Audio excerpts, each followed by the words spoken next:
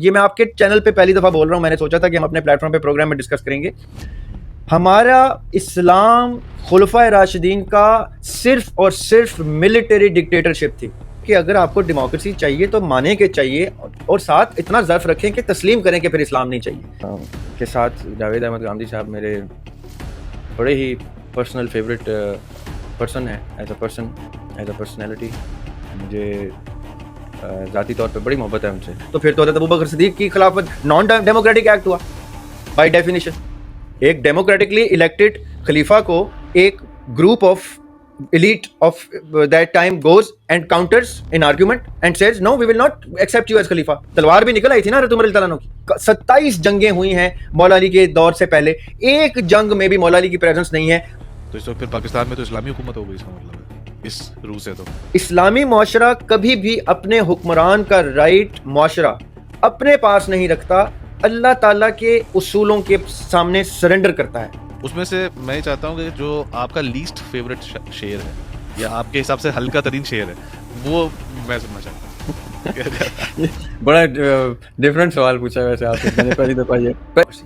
میں 100% پرو military establishment ہوں کیونکہ خلفائے راشدین ملٹری اسٹیبلشمنٹ سے اسٹیبلش ہوئے ہیں. کوئی میسج بفور دا ویڈیو. سب سے پہلے آپ سب کا شکریہ جس نے بھی اس چینل کو سبسکرائب کیا ہے سپورٹ کرنے کے لیے. جس نے نہیں کیا ان کا بھی بہت شکریہ, سبسکرائب کر لیں تو اچھی بات ہے. بٹ اگر آپ جنوئنلی اس چینل کو سپورٹ کرنا چاہتے ہیں اور ایسے ہی انٹرسٹنگ بلاگز, کانورزیشنز اور پوڈ کاسٹ سنتے رہنا چاہتے ہیں تو ڈسکرپشن کے اندر ٹاپ پہ ایک لنک ہے, اس کو پلیز چیک آؤٹ کریں اور کھل کے سپورٹ کریں تاکہ میں زیادہ سے زیادہ اپنا ٹائم اس چینل کے لیے ڈیڈیکیٹ کروں اور اسی طرح کی کانورزیشنز اور ڈسکورس کو ہم اور مزید آگے بڑھائیں. Thank you so much in advance. اب چلتے ہیں آج کی ویڈیو کی طرف.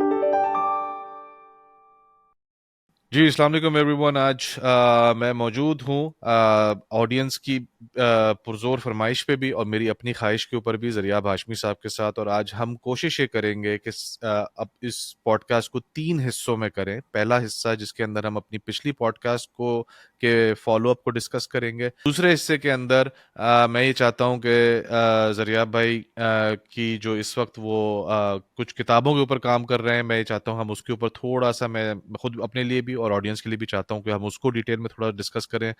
اور آخری حصے میں ڈیموکریسی کو ہم انڈرسٹینڈ کرنے کی کوشش کریں گے. اسلامک سسٹم, جو اسلامک گورننس سسٹم ہے وہ انڈرسٹینڈ کرنے کی کوشش کریں گے, کیونکہ آج یہ کانسیپٹس بڑے گڈمڈ ہو گئے ہیں, لوگ بڑے کنفیوز ہو گئے. تو بہرحال ان 3 چیزوں کے اوپر آج ہم بات کریں گے اور کوشش کریں گے کہ اس میں جتنی کلیئرٹی لا سکیں. تو اب شروع کرتے ہیں. تو السلام علیکم ذریعہ بھائی, کیسے ہیں آپ؟ وعلیکم السلام. نہیں, thank you very much for having me again, for bearing with me again. یہ تو آپ کا تو سر اتنی, میں تو ایکسپیکٹ نہیں کر رہا تھا جس طریقے سے لوگوں کا رسپانس آیا ہماری پہلی پوڈ کاسٹ کے اوپر. تو آئی تھنک اب لوگ جڑتے جا رہے ہیں. People can relate more to the conversations at this point. ذریعہ بھائی, پوڈ کاسٹ کو سٹارٹ جو ہے میں چاہتا ہوں کہ پہلے کچھ تھوڑا سا جو ہے وہ اپنی ہماری جو پہلی والی کانورزیشن تھی اس کے رسپانس سے کرتے ہیں. تو ایک پہلا سوال میں آپ کے سامنے جو رکھنا چاہتا ہوں اس کا کہ بہت سارے لوگوں کو ایسا لگا کہ شاید آپ جو چشتی رسول اللہ اور تھانوی رسول اللہ والے جو ساری کانورزیشن تھی ہماری, تو بہت سارے لوگوں کو ایسا لگا کہ آپ شاید اس کو بیک کر رہے ہیں, سپورٹ کر رہے ہیں ان سم سارٹ آف وے. تو اس کو آپ کس طریقے سے اگر کلیریفائی کر دیں آڈینس کے لیے. دیکھیے, میں نے لاسٹ ٹائم بھی یہی کہا تھا اور اب بھی میری کوشش ہوگی کہ سننے والے جو ہیں وہ, کیونکہ آپ کے پلیٹ فارم پہ جو آڈینس آتی ہے وہ ذرا ہائر انٹلیکٹ آڈینس ہوتی ہے, which is a good thing and which is a compliment for me to your audience کہ when I am sitting with someone on a podcast, very few I've had, لیکن ان میں نے یہ notice کیا ہے کہ نیچرلی جو پلیٹ فارم کا رجحان ہوتا ہے, مجھے جتنا سمجھ میں آتا ہے میں اس لحاظ سے اس پلیٹ فارم کے اوپر گفتگو کرتا ہوں. تو میں نے یہی سوچا تھا اور ابھی بھی میں یہی سوچتا ہوں اور امید رکھتا ہوں آپ کے آڈینس سے کہ when we touch topics which are to be discussed or to be thought about with a broader vision, broader perspective rather, تو لوگوں کو اس چیز کی تھوڑی بہت اس پہ زور دینا چاہیے، اس بات پہ کہ جب ہم کویشچن کرتے ہیں ان لوگوں کے بارے میں یا ان ہستیوں کے بارے میں جن لوگوں کی خدمات، جن لوگوں کی زندگیاں dedicated, devoted to the cause and the purpose of saving humanity from the disaster of thought، یعنی تخیل کے زوال سے نکالنے کی جو کوشش کرتے ہیں، وہ بڑی خاص ہستیاں ہوتی ہیں، اللہ تعالیٰ کے بڑے خاص لوگ ہوتے ہیں جن کو اللہ تعالیٰ عوام میں سے، عام لوگوں میں سے خواص میں یا خاص لوگوں میں اللہ تعالیٰ لے کے آتے ہیں۔ تو جب ایسے خاص لوگ اپنا پورٹ فولیو اسٹیبلش کرتے ہیں اپنی پوری زندگیاں کسی مقصد کو دے کے، تو سننے اور دیکھنے والے کو چاہیے اور تنقید کرنے والے کو بھی چاہیے کہ وہ اس ہستی کی پروفائل کو سمجھ کے اس تنقید کو اس پروفائل کی روشنی میں دیکھے۔ یعنی کہ اگر میں اقبال کی کسی نظم یا ان کے کسی شعر کے اوپر تنقید کروں، چاہے وہ تنقید ان کی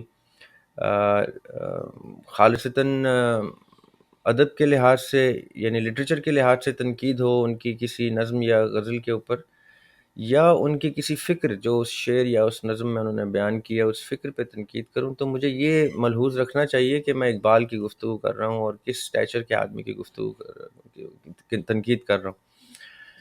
یہ میری زندگی کا حاصل یہی ہے، میری تربیت کا ایک ایسپیکٹ یہ ہے جو مجھے تربیت ملی ہے کہ جب آپ تنقید کرتے ہیں کسی بڑی ہستی کے کام کے اوپر یا کسی ایسی چیز کے اوپر کہ جو بظاہر کچھ اور سنائی دے، دکھائی دے اور اس میں کوئی مبہم معنی کچھ اور ہو، تو اس ہستی کا معیار ذہن میں رہے، ہم یعنی بہت عزت احترام سے اپنی تنقید سامنے رکھیں اور تنقید کے بھی پیرائے ہوں۔ مثال کے طور پہ اگر میں نے کوئی کتاب لکھی ہے اور اس کتاب میں نے کچھ ایسی چیزیں درج کی ہیں جس سے کسی کو اعتراض ہے، تو مجھے یہ تربیت ملی ہے کہ پھر میں کتاب کی صورت میں اس کا جواب دوں، میں اس سے متعلق تمام ریفرنسز، اس سے متعلق تمام اپنا علمی ذخیرہ سامنے رکھ کے اور ان چیزوں پہ استدلال کر کے جن چیزوں کو علمی طبقے میں کوئی حیثیت حاصل ہو، ان ریفرنسز کو یوز کر کے بصد احترام اپنی تنقید سامنے رکھوں، تاکہ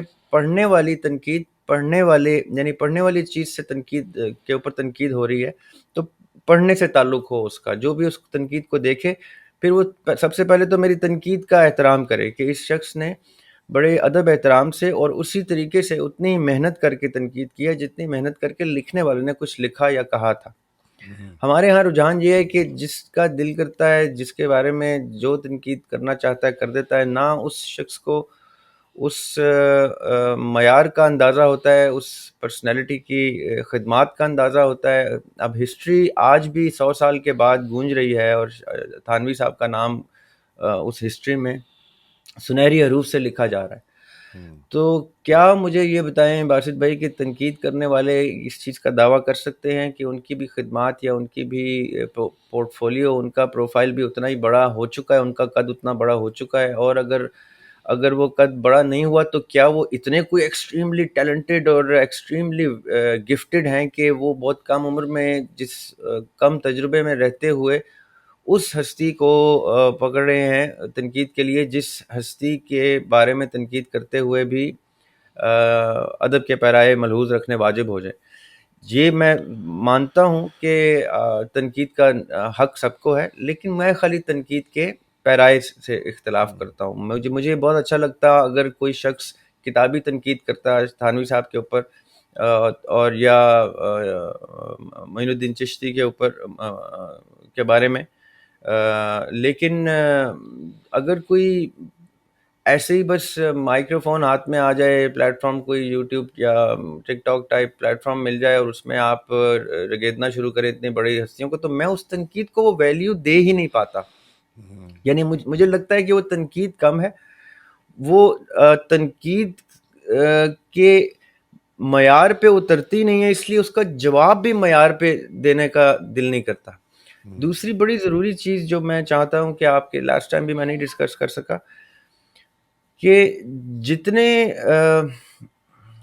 بڑے لوگ ہوتے ہیں, بڑی ہستیاں ہوتی ہیں, چاہے وہ کم عمری میں اپنی بڑائی کا جلوہ دکھا دیں اور نظر آ جائے دیکھنے والے کو کہ یہ کم عمر میں بہت بڑا آدمی کی شکل اختیار کر رہا ہے, یعنی اس کی پروجیکشن ایک بڑی ہستی ہوگی. ایسے لوگ میں ایکسیپشنز ایگزسٹ کرتی ہیں, میں سمجھتا ہوں, لیکن کیا مجھے اور اس سے براڈر کوئی گفتگو یا کوئی خیال اللہ تعالیٰ نے اگر مجھے نہیں دیا, تب میں ساری زندگی پرسنالٹیز کو پکڑ کے انہی کے کیے ہوئے کام کے اوپر زندگی گزاروں گا. مطلب میرا کیا ہے کہ میں نہیں چاہتا کہ دریاب ہاشمی کی پروفائل یہ ہو کہ اس نے 15-20 پرسنالٹیز کو ساری زندگی تنقید کی نگاہ بنا کے اپنا کوئی نام بنایا. آپ چاہتے ہیں کہ آپ کا نام یہاں پہ بھی اور آخرت میں بھی گونجے, تو آپ کو اپنا کوئی ایسا زندہ خیال پیش کرنا چاہیے جو رہتی دنیا تک رہے. آپ کوئی بڑی سوچ سامنے لے کے آئیں, بڑا خیال سامنے لے کے آئیں. یہ لوگوں کو پرسنالٹیز کو ڈسکس کر کے میں نے دیکھا ہے کہ ہمارے ہاں تو رجحان ہی یہ بن چکا ہے, فلاں نے یہ کیا تو فلاں نے وہ کیا, فلاں ایسا تو فلاں ویسا. یہ ہماری سیاسی پرسنالٹیز بھی یہی کرتی ہیں, اپنی کوئی یعنی 10 گھنٹے اسٹیج کے اوپر کھڑے ہو کے لاکھوں لوگوں کو سزا کے طور پہ سامنے کھڑا کر دیں گے, اور ان 5-7 گھنٹوں میں صرف کسی شخص یا شخصیت یا ملٹیپل پرسنالٹیز کے بارے میں اپنا کوئی ویژن نہیں ہوگا.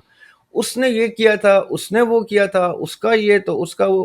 بھیا آپ کا کیا, آپ کون ہیں, آپ کیا پریزنٹ کرتے ہیں؟ ہمیں آپ کے سامنے اگر لایا گیا ہے تو ہمیں آپ کا ویژن دیکھنا ہے. آپ کون ہیں, آپ کیا سوچتے ہیں, آپ کیا ایسا دکھا رہے ہیں ہمیں جو ہمارے معیار کو بلند کرے. یہ گفتگو ہی مجھے بڑی ادنا درجے کی لگتی ہے کہ آپ کی ساری پرسنالٹی ہی لوگوں کی پرسنالٹی سے منسوب ہو. اور یہ میں کسی ایک شخص کی بات نہیں کر رہا, یہ سب کے سب لوگوں نے اس کو ٹرینڈ بنا لیا ہے. یہ ماڈرن ٹیکنالوجی کی کا ایک ٹرینڈ چل رہا ہے. اب یہ جب دھول چھٹ جائے گی اور جو نیچے ٹھہر جائے گی نا باقیات, وہ باقیات پھر انسان کی پورٹ فولیو اور پروفائل ہی رہ جاتی ہیں. وہ پھر انہی لوگوں کی رہ جاتی ہیں جنہوں نے کوئی بڑی گفتگو کی ہے, زندہ کلام ان کا تھا, کہ جن کی پوڈ کاسٹ یا جن کی کتابیں رہتی دنیا دیکھتی رہے گی, اتنی زندہ گفتگو کر جائیں وہ. اور یہ بڑے کم لوگ ہوتے ہیں جو اتنی زندہ گفتگو کر جائیں, جیسے تھانوی صاحب ہو گئے یا اس طرح کی سینئر پرسنالٹیز ہیں جن کی زندہ گفتگو آج بھی 100 سال کے بعد اور آنے والے کتنے صدیوں میں گونجتی رہی. ان سے منسوب جو لوگ ان کے اوپر وہ ڈال کے کنڈیاں ڈال کے شہرت لینے کی کوشش کرتے رہے, وہ بیچارے شاید آگے 50 سال بھی نہ دیکھ سکیں ایسی گفتگو. تو میں خالی یہ چاہتا ہوں. دوسری بات یہ کہ اگر آپ کی آڈینس یہ سمجھتی ہے کہ میں اس کلمے کو ڈیفینڈ کرنے کی بات کر رہا تھا, تو میں یہ کہہ رہا تھا کہ کسی بھی علمی چیز کو علمی طریقے سے اس کا دفاع کرنا ایک آرٹ ہوتی ہے. یہ آرٹ ان لوگوں کو اللہ تعالیٰ عنایت کرتا ہے جو ہر چیز میں سے برائٹر سائڈ, پازیٹیو سائڈ دیکھنے کے قابل کرتے ہیں اپنے آپ کو. تو میں آپ کی آڈینس کو یہ کہنا چاہتا ہوں کہ جب بھی آپ کے سامنے کوئی ایسی چیز آئے جس کے اوپر تنقید ہو رہی ہو, یا اس سے کوئی وابستہ ایسی چیزیں اسٹیبلش کر دی جائیں کہ وہ اتنے بڑے ناموں کے کردار پہ کوئی دھبے آ رہے ہوں, تو کوشش یہ ہونی چاہیے کہ برائٹر ایسپیکٹ کی طرف لے کے جایا جائے, اور لوگوں کو اس پرسنالٹی کو ملائن کرنے کی بجائے اس پرسنالٹی کی اتنی بڑی جو خدمات ہیں اس کے سامنے ان کی اگر چھوٹی چھوٹی کوئی ایسی چیزیں سرزد ہو بھی جاتی ہیں ان سے کلام میں یا بیان میں, تو اس کو نظر انداز کر کے آگے جانے کی بات کرنی چاہیے کہ ایسا چلے ہم نہ کریں. استادوں سے اگر کچھ چیز ہو بھی گئی ہے, اساتذہ سے کوئی چیز سرزد ہو بھی جاتی ہے, تو اساتذہ کی بڑی خدمات ہوتی ہیں جو ان کو استاد کے لیول پہ لے کے آتی ہیں. ان کے سامنے یہ چھوٹی چھوٹی خطائیں معنی نہیں رکھتے. ذریعہ یہ بھائی میں ابھی میرا مطلب جی آپ کی ابھی اس کے اندر سے ایکچولی ابھی آپ نے بیچ میں بھی مینشن کیا کہ اپنا بندے کو کوئی کام اپنا کوئی تھاٹ دیا ہوا ہونا چاہیے بجائے اس کے کہ لوگوں کو ڈسکس کر کر کے پوری زندگی گزاری جائے. تو ابھی ہم اس کے اوپر آئیں گے آگے جو آپ کی کیونکہ اب لوگ اس پہ سوال کریں گے کہ بھائی آپ کا اپنا کون سا ایسا کام ہے. تو ظاہر ہے کہ وہ ہم کتابوں کے اوپر ابھی آتے ہیں, لیکن اس میں پہلے میں ایک دو سوالات اس میں آپ کو ایڈ کرنا چاہتا ہوں کہ ایک تو آپ نے مجھے کریکٹ بھی کیجیے گا جو مجھے بات سمجھ آئی, ایک تو آپ نے مین بات یہ کی ہے کہ بھائی جو تنقید کے پیرائے ہوتے ہیں جو پیرامیٹرز ہیں اس کے بارے میں آپ بات کر رہے تھے, آپ جو ہے وہ مطلب صرف یہ مینشن کرنا چاہ رہے تھے. اور دوسری بات جو آپ نے بھی بولی نا کہ لوگوں کو ڈسکس کر کر کے زندگی گزار دینا, آپ کو نہیں لگتا اس کے اندر, کیونکہ میرا یہ سوال نکلا کہ آپ کو نہیں لگتا کہ یہ بھی ضروری ہے, اور اپنی اوریجنل تھاٹ تو ہے ہی ضروری, اس میں تو کوئی کوشچن والی بات ہی نہیں ہے, اوریجنل تھاٹ تو آدمی کی ہونی ہی چاہیے, چاہے وہ کتاب کی شکل میں ہو چاہے ویڈیوز کی شکل میں ہو. لیکن اگر کوئی ہسٹری کی کہیں سے کوئی چیز کمیاں کوتاہیاں ہیں تو وہ بھی ساتھ ساتھ چلنی چاہیے. آپ کیا کہتے ہیں اس چیز کو کہ ساتھ ساتھ لے کے چلنا چاہیے اوریجنل تھاٹ کے ساتھ, یہ جو تنقید ہے؟ بالکل بالکل لے کے چلنا چاہیے. بالکل بالکل صحیح کہا آپ نے, یہ بڑی ضروری ہوتی ہے. یہ اصلاح کا پروسیس ہے جو پیرلل میں چلتا ہی چلتا ہے. لیکن دیکھیے اب آج میں اور آپ گفتگو کر رہے ہیں تو آپ نے ایک سوال سامنے رکھا, ہم اس سوال کے اوپر ڈسکشن کریں, چاہے وہ کسی شخصیت کے بارے میں یا کسی شخصیت کے کسی علمی پہلو کے بارے میں, وہ سمجھ میں آتی ہے گفتگو. لیکن میرا کام ہی اگر یہ بن جائے میرے چینل پہ یا میرے پلیٹ فارم پہ, میں کروں ہی خالی لوگوں کے بارے میں باتیں اور ان کو ملائن کر کے ان کی کوئی ایسی اصلاح کرنا شروع کر دوں ان سے آدھی عمر میں رہتے ہوئے. دیکھیں اصلاح میں اور تنقید میں اور اپنی اپینین دینے میں یہ تین مختلف اینگلز ہیں.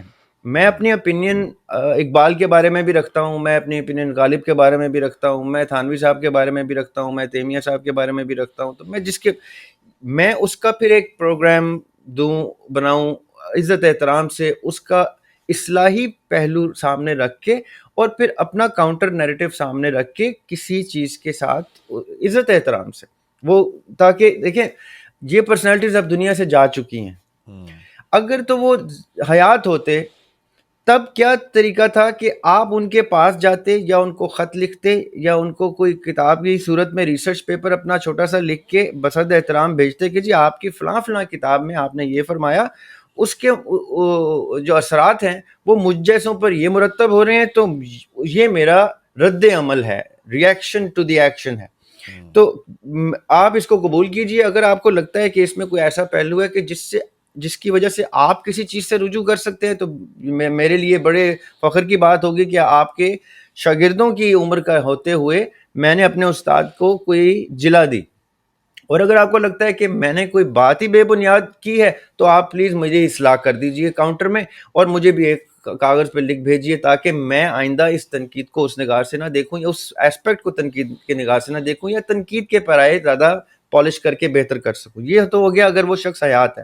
اگر وہ شخص حیات ہی نہیں ہے پھر تو میرے لیے اس کا ادب اور بھی زیادہ کرنا واجب ہو گیا, کیونکہ وہ میرے سے 100 سال پہلے ایک پورے مدرسے کو, ایک پورے اسکول آف تھاٹ کو, ایک نیشن کو, کیونکہ یہ تھانوی صاحب از of the time when there was a shift of Hindustan Pakistan in the process.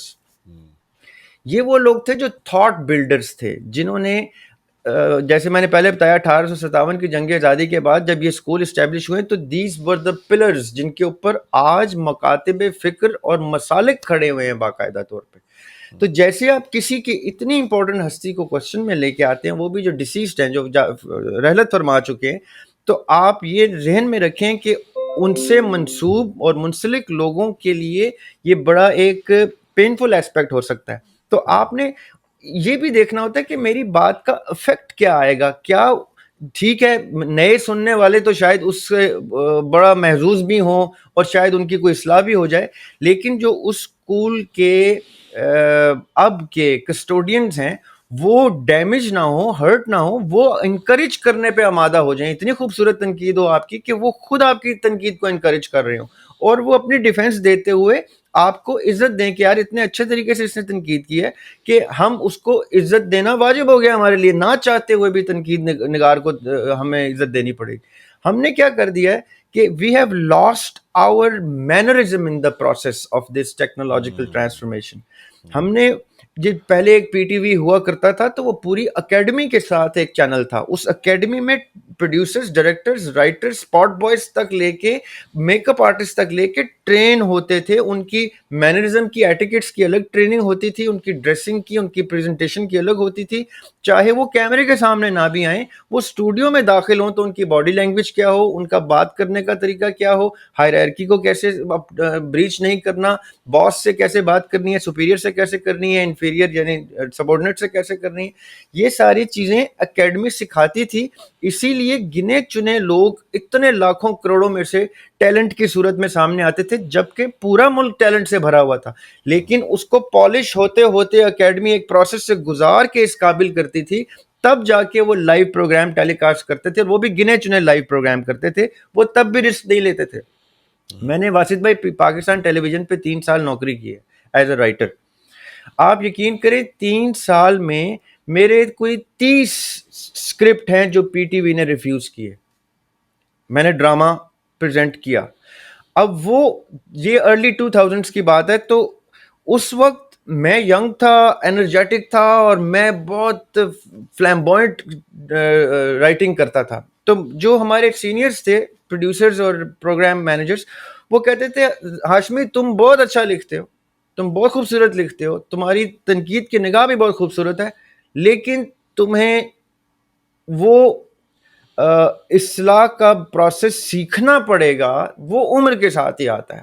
تمہارے کیونکہ میرے ڈرامے ہوتے تھے ذرا ایکسپلیسٹ، اس طرح کے جہاں میں تنقید کر رہا ہوں میں کھل کے تنقید کرتا تھا. سیاست کو سیاسی نگاہ سے ساری چیزوں کو دیکھنا، global vision, broader vision, global perspective, international politics. میرے ڈراموں میں تصوف اور ان چیزوں کو کرٹیکل نگاہ سے دیکھا جاتا تھا. یہ ساری چیزیں انہوں نے سب ڈرامے ریفیوز کیے because they were ahead of time, ahead of their time. اب وہ ڈرامے شاید میں اب کسی سے ڈسکس کروں تو لوگ کہیں آج کے ڈرامے ہیں وہ، کیونکہ آج تنقید کا اور ان چیزوں کا رنگ ہی کچھ اور. لیکن اس وقت مجھے جتنا بھی برا لگتا تھا کہ میرے ڈرامے اپروو نہیں ہو رہے، آج یقین کریں باسط بھائی میں ریئلائز کرتا ہوں کہ بالکل ٹھیک اپروو نہیں ہو رہے تھے. کیوں؟ کیونکہ میں ینگ تھا، مجھے نہیں پتا تھا کہ کس طریقے سے ایک خوبصورت چیز کو بھی ایک اس سے برتر پیکیجنگ چاہیے ہوتی ہے. یہ وہ سکھاتے تھے وہ وقت کے ساتھ ساتھ. اب یہ ہے کہ نہ کوئی چینل ہے، نہ چینل کی کوئی تمیز ہے، نہ کوئی اکیڈمی ہے. جس نے یوٹیوب کا چینل بنایا وہ چینل کا ایم ڈی بھی ہے، وہ کریٹو ڈائریکٹر بھی ہے، وہ آرٹسٹ بھی ہے، وہ پرفارمر بھی ہے. اس کو کیا پتا تنقید کیا ہوتی جب تک کامنٹس نہیں آنا شروع ہوتے، یا وہ کسی ایسے شخص کے ساتھ بیٹھے جو اس پروسیس سے گزرا ہے، لرننگ کرو سے، وہ پھر کہتا ہے کہ بھیا ایسے نہیں ہوتا، ہمیں تو بڑوں نے یہی سکھایا. آپ یقین کریں modern civilizations of the West, they grow because they learn collectively as a civilization. Every new day for them adds to the centuries of learning of their kind. ہم کیا کرتے ہیں، ہم آج بھی سن 1901 کی گفتگو کرتے ہیں، کیونکہ ایز بحیثیت قوم ہم گرو اکٹھے نہیں ہوتے کہ جو چیز گرو ہوئی آگے پیس آن. ہر کوئی زیرو سے شروع کر کے اپنی نئی روش لے کے جا رہا ہوتا ہے. میرا خالی اتنا سا اعتراض ہے. دوسرا آپ نے سوال کا ایک اسپیکٹ تھا کہ کیا اصلاح اور یہ چیزیں ساتھ ساتھ دینی چاہیے. بالکل ہونی چاہیے اصلاح اور یہ چیزیں ساتھ ساتھ، لیکن صرف اصلاح، صرف تنقید چل رہی ہے. جو میں کہہ رہا ہوں نا کہ اپنی کوئی چیز ہم نے زمانے کے گروتھ کے ساتھ ساتھ اپنے تمام کے تمام اسی کانٹینٹ کو، وہی قرآن ہے، وہی بائبل ہے، وہی کتابیں ہیں، وہی سنت ہے، ہم نے وقت کے ساتھ ساتھ اس کو ماڈرنائز وے سے پریزنٹ کرنا ہے تاکہ نیکسٹ جنریشن اس سے اپنا ریلیشن شپ اسٹیبلش کر سکے. ہم کیا کرتے ہیں، مثال دیتے ہیں آقا علیہ الصلوۃ والسلام کی یا ان کے دور کی، اور ریلیشن شپ میں 1400 سال کا گیپ جو ہے وہ 1400 سال کا نہیں ہے، وہ 14,000 سال کا گیپ آ چکا ہے، کیونکہ ہم بالکل ہی مختلف گرو ہو چکے ہیں. یہ ریلیشن شپ وقت کے ساتھ ساتھ اسٹیبلش کرنا جن علماء کا کام تھا، وہ جو کر رہے تھے، ان کے اوپر آج ہم نے تنقید کی نگاہ سے دیکھنا شروع کر دیا. انہیں کی وجہ سے تو ہم اس سے تھوڑا بہت ریلیشن شپ اسٹیبلش کر سکیں. If you understand what I'm trying to say. جی. تو ذریعہ بھائی بیسکلی جو لوگ مائک پہ بیٹھے ہیں اس کے علاوہ بھی جو عام عوام ہے اس کا بھی تو وہ دے اگینسٹ اس والا ایٹیٹیوڈ ہو گیا نا. آئی تھنک اس وجہ سے بھی, اور آپ کی بات ٹھیک ہے کہ وہ جو تنقید کے جو پیرامیٹرز ہیں وہ بہت ہی زیادہ اسکیوڈ ہو چکے ہیں. اس کے اندر ذریعہ بھائی میں کیونکہ آگے آپ بڑھنے سے پہلے ایک جو آخری چیز ایڈ خالی اس میں کرنا چاہتا ہوں, مطلب فالو اپ جو ہماری پچھلی ویڈیو تھی, کہ بہت سے لوگوں کا یہ سوال تھا کہ کیا یہ جو خواص کا دین ہے اور عوام کا دین ہے, مطلب یہ جو سیگریگیشن کریٹ ہوئی ہے یہ کوئی مطلب یہ کس کانٹیکسٹ میں ہے؟ میں چاہتا ہوں کہ تھوڑا آپ آڈینس کے لیے اس کو کلیئر کر دیں. جو ہم خواص اور عوام کی بات کرتے ہیں نا, یہ کوئی دین کی اندر کی کوئی کیٹیگری ہے یا یہ بعد میں کوئی اس علم کے حساب سے بنائی گئی ہے؟ اس کو تھوڑا سا ایکسپلین کیجیے گا پلیز. دیکھیں میرے اندازے میں ہر علمی سطح پہ the landscape of intellectual personalities and their content, جب قرآن پاک کا نزول ہوتا ہے, جب آقا علیہ الصلوۃ والسلام ایک کے بعد ایک اپنی ریولیشنز لوگوں کے سامنے پبلک کرتے ہیں, تو امیڈیٹ جھلک ہی دو چیزوں کی آتی ہے. مثال کے طور پہ جب وہ کہتے ہیں الف لام میم, تو کسی کو نہیں سمجھ میں آتی انہوں نے کیا کہا ہے.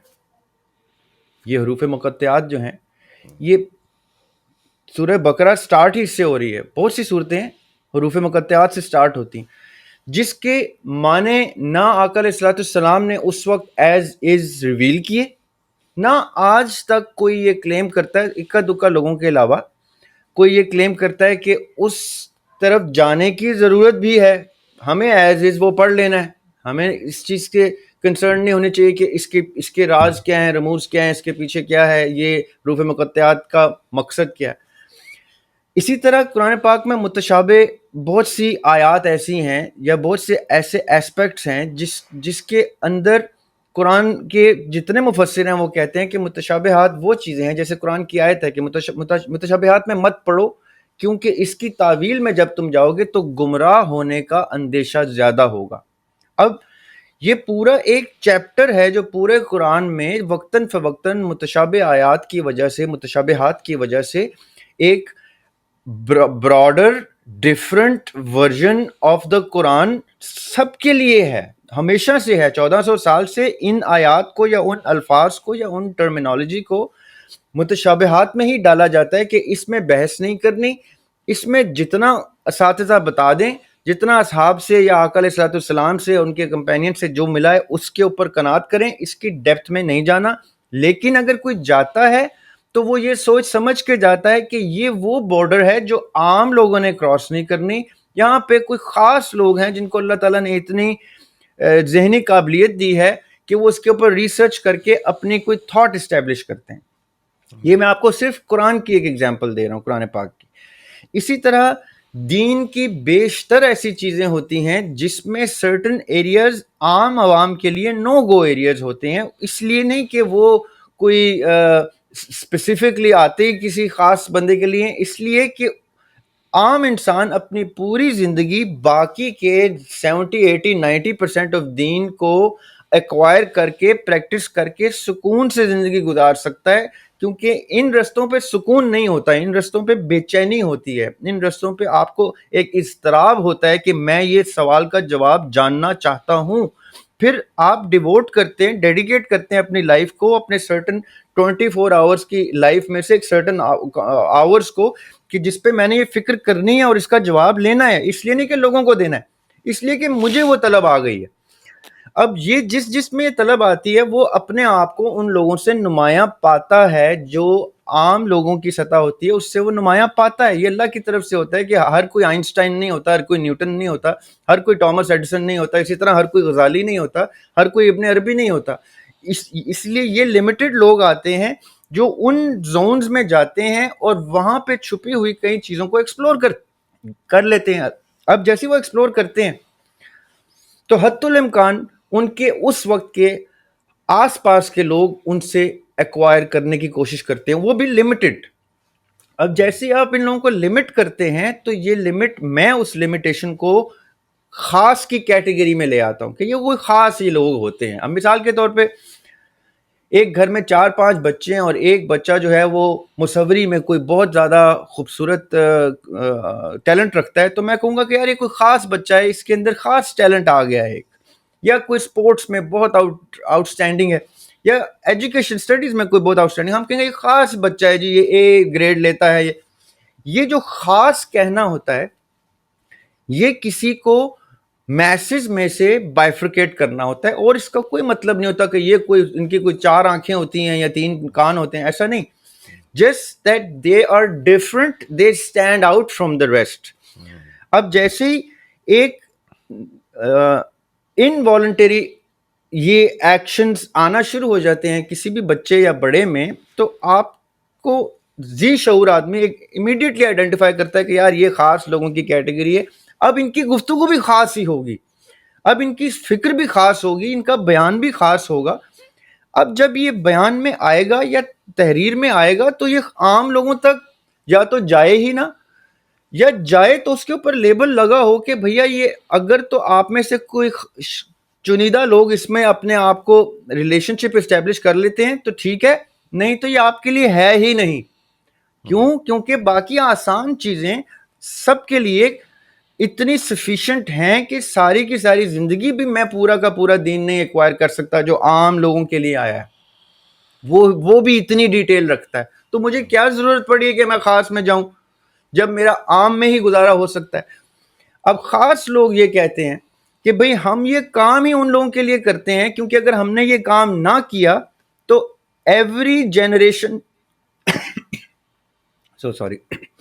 every generation will have these handful of خاص in every era. اگر ہم نے یہ کام کر کے نہ چھوڑا تو ان لوگوں کے ساتھ زیادتی ہے, ان کی حق تلفی ہے, اس لیے خاص لوگ اپنے ان خاص لوگوں کے لیے سرٹن کام چھوڑ جاتے ہیں. اب آئنسٹائن کی کتنی ایکویشنز ہیں باسط بھائی جو میرے استعمال کی نہیں ہے, میری یوٹیلیٹی کی نہیں ہے, کتنی تھیوریز ہیں جو میرے لیے نہیں, لیکن اس کے اوپر ایک خاص طبقہ دن رات فکر کرتا ہے کہ یہ اسٹرنگ تھیوری کیا ہے, تو یہ پروٹون کیا ہے, تو یہ نیوٹرون, اس کا نیوکلیس کیا ہے, نیوکلیس کے اندر کوارکس کیا ہے. اب عام آدمی کو کیا لگے کوارکس کیا ہے, تو نیوٹرون کیا ہے, الیکٹرون کیا ہے, ایٹم کیا ہے. یہ اس لیول پہ بھی عام اور خاص کی بائفرکیشن ہر علم کی معیار میں پائی جاتی ہے. تو ریاض بھائی اس کے اندر بس جو ابھی آپ نے جیسے پرپس کی بات کی, چلیں ٹھیک ہے, خاص لوگ اپنے آگے والے زمانے کے خاص لوگوں کے لیے کرتے ہیں. At the end of the day purpose کیا ہے, مطلب ان چیزوں کو ایکسپلور کرنے کا؟ دیکھیں کلیکٹیولی مین کائنڈ نے اپنے اوپر 2-3 پرپسز لے لیے ہیں. یہ چاہتے نہ چاہتے ہوئے ایک کلاس میں ایک بچے نے ہاتھ کھڑا کرنا ہی کرنا ہوتا ہے جب کوئی بھی ہاتھ نہیں کھڑا کرتا. اس طرح کچھ لوگ انیٹ, ان کے اندر یہ بلٹ ان چیز ہوتی ہے کہ وہ کچھ اپنی طرف سے کامن چیز کر رہے ہوتے ہیں لیکن باقیوں کی نسبت وہ مختلف یا منفرد یا نمایاں ہوتا ہے. یہ نیچرل ہوتا ہے, یہ نہیں کہ میں آج کوئی کتاب لکھ رہا ہوں تو اس لیے لکھ رہا ہوں کہ 100 سال کے بعد اتنے خاص لوگ آئیں گے وہ پڑھیں گے. نو, it is an unstoppable feeling or desire within a person to go for, اس کو سیٹسفیکشن ہی تب ملتی ہے کہ میں نے اپنا حق ادا کیا, اب یہ آگے چلنے والے لوگ اس کو کیری کریں گے, لیگیسی کو. یہ ایک لیگیسی کی طرح, یعنی جو چیز ایک سرٹن ایرا میں ہر وقت کے زون میں, ایرا میں کچھ لوگ پائے جاتے ہیں جو ٹرینڈ فالو کرتے ہیں, یہ ہمیشہ زیادہ تعداد میں پائے جاتے ہیں جو ٹرینڈ فالوورز ہوتے ہیں. کچھ ہوتے ہیں جو ٹرینڈ سیٹ کرتے ہیں جن کو ہم ٹرینڈ سیٹرز کہتے ہیں. جو ٹرینڈ سیٹرز ایرا شفٹ کرنے میں کامیاب ہو جاتے ہیں, ان ٹرینڈ سیٹرز میں بھی بہت لمیٹڈ لوگ ہوتے ہیں, پرسنٹیج ہوتی ہے جو ٹرینڈ چینج کرنے کی طاقت یا قابلیت رکھتی ہے. جو ٹرینڈ سیٹ کر کے ایک بڑھتا ہوا ٹرینڈ روک کے ایک نیا ٹرینڈ لے کے آتے ہیں, وہ ٹرینڈ سیٹرز جو ہوتے ہیں وہ لیونگ لیجنڈز ہوتے ہیں. کیوں؟ کیونکہ ان کے جاتے ہی ان کا لیجنڈ گونجتا ہے, اس کے فالوورز اس سے اٹیچ ہوتے ہیں اور اس کو لیگیسی کی طرح آگے لے کے چلتے ہیں. یہ ہے ایک natural phenomenon in small brief terms.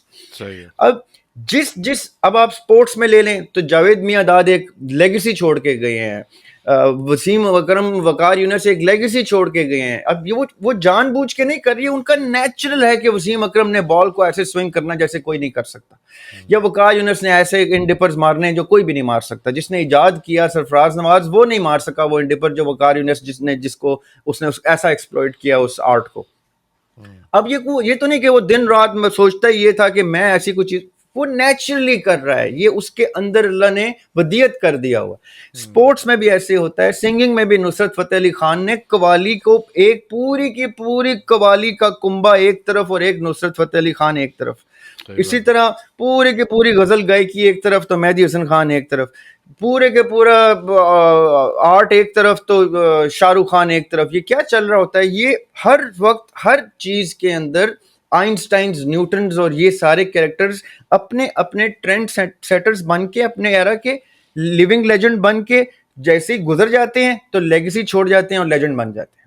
सही. ये एक बड़ा नेचुरल सा है. अब इल्म में भी एग्जैक्टली ऐसे ही है. मुफस्सिरीन की लातादाद खिदमात हैं और ये चीज़ें पाई जाती हैं, उनका कंटेंट पाया जाता है.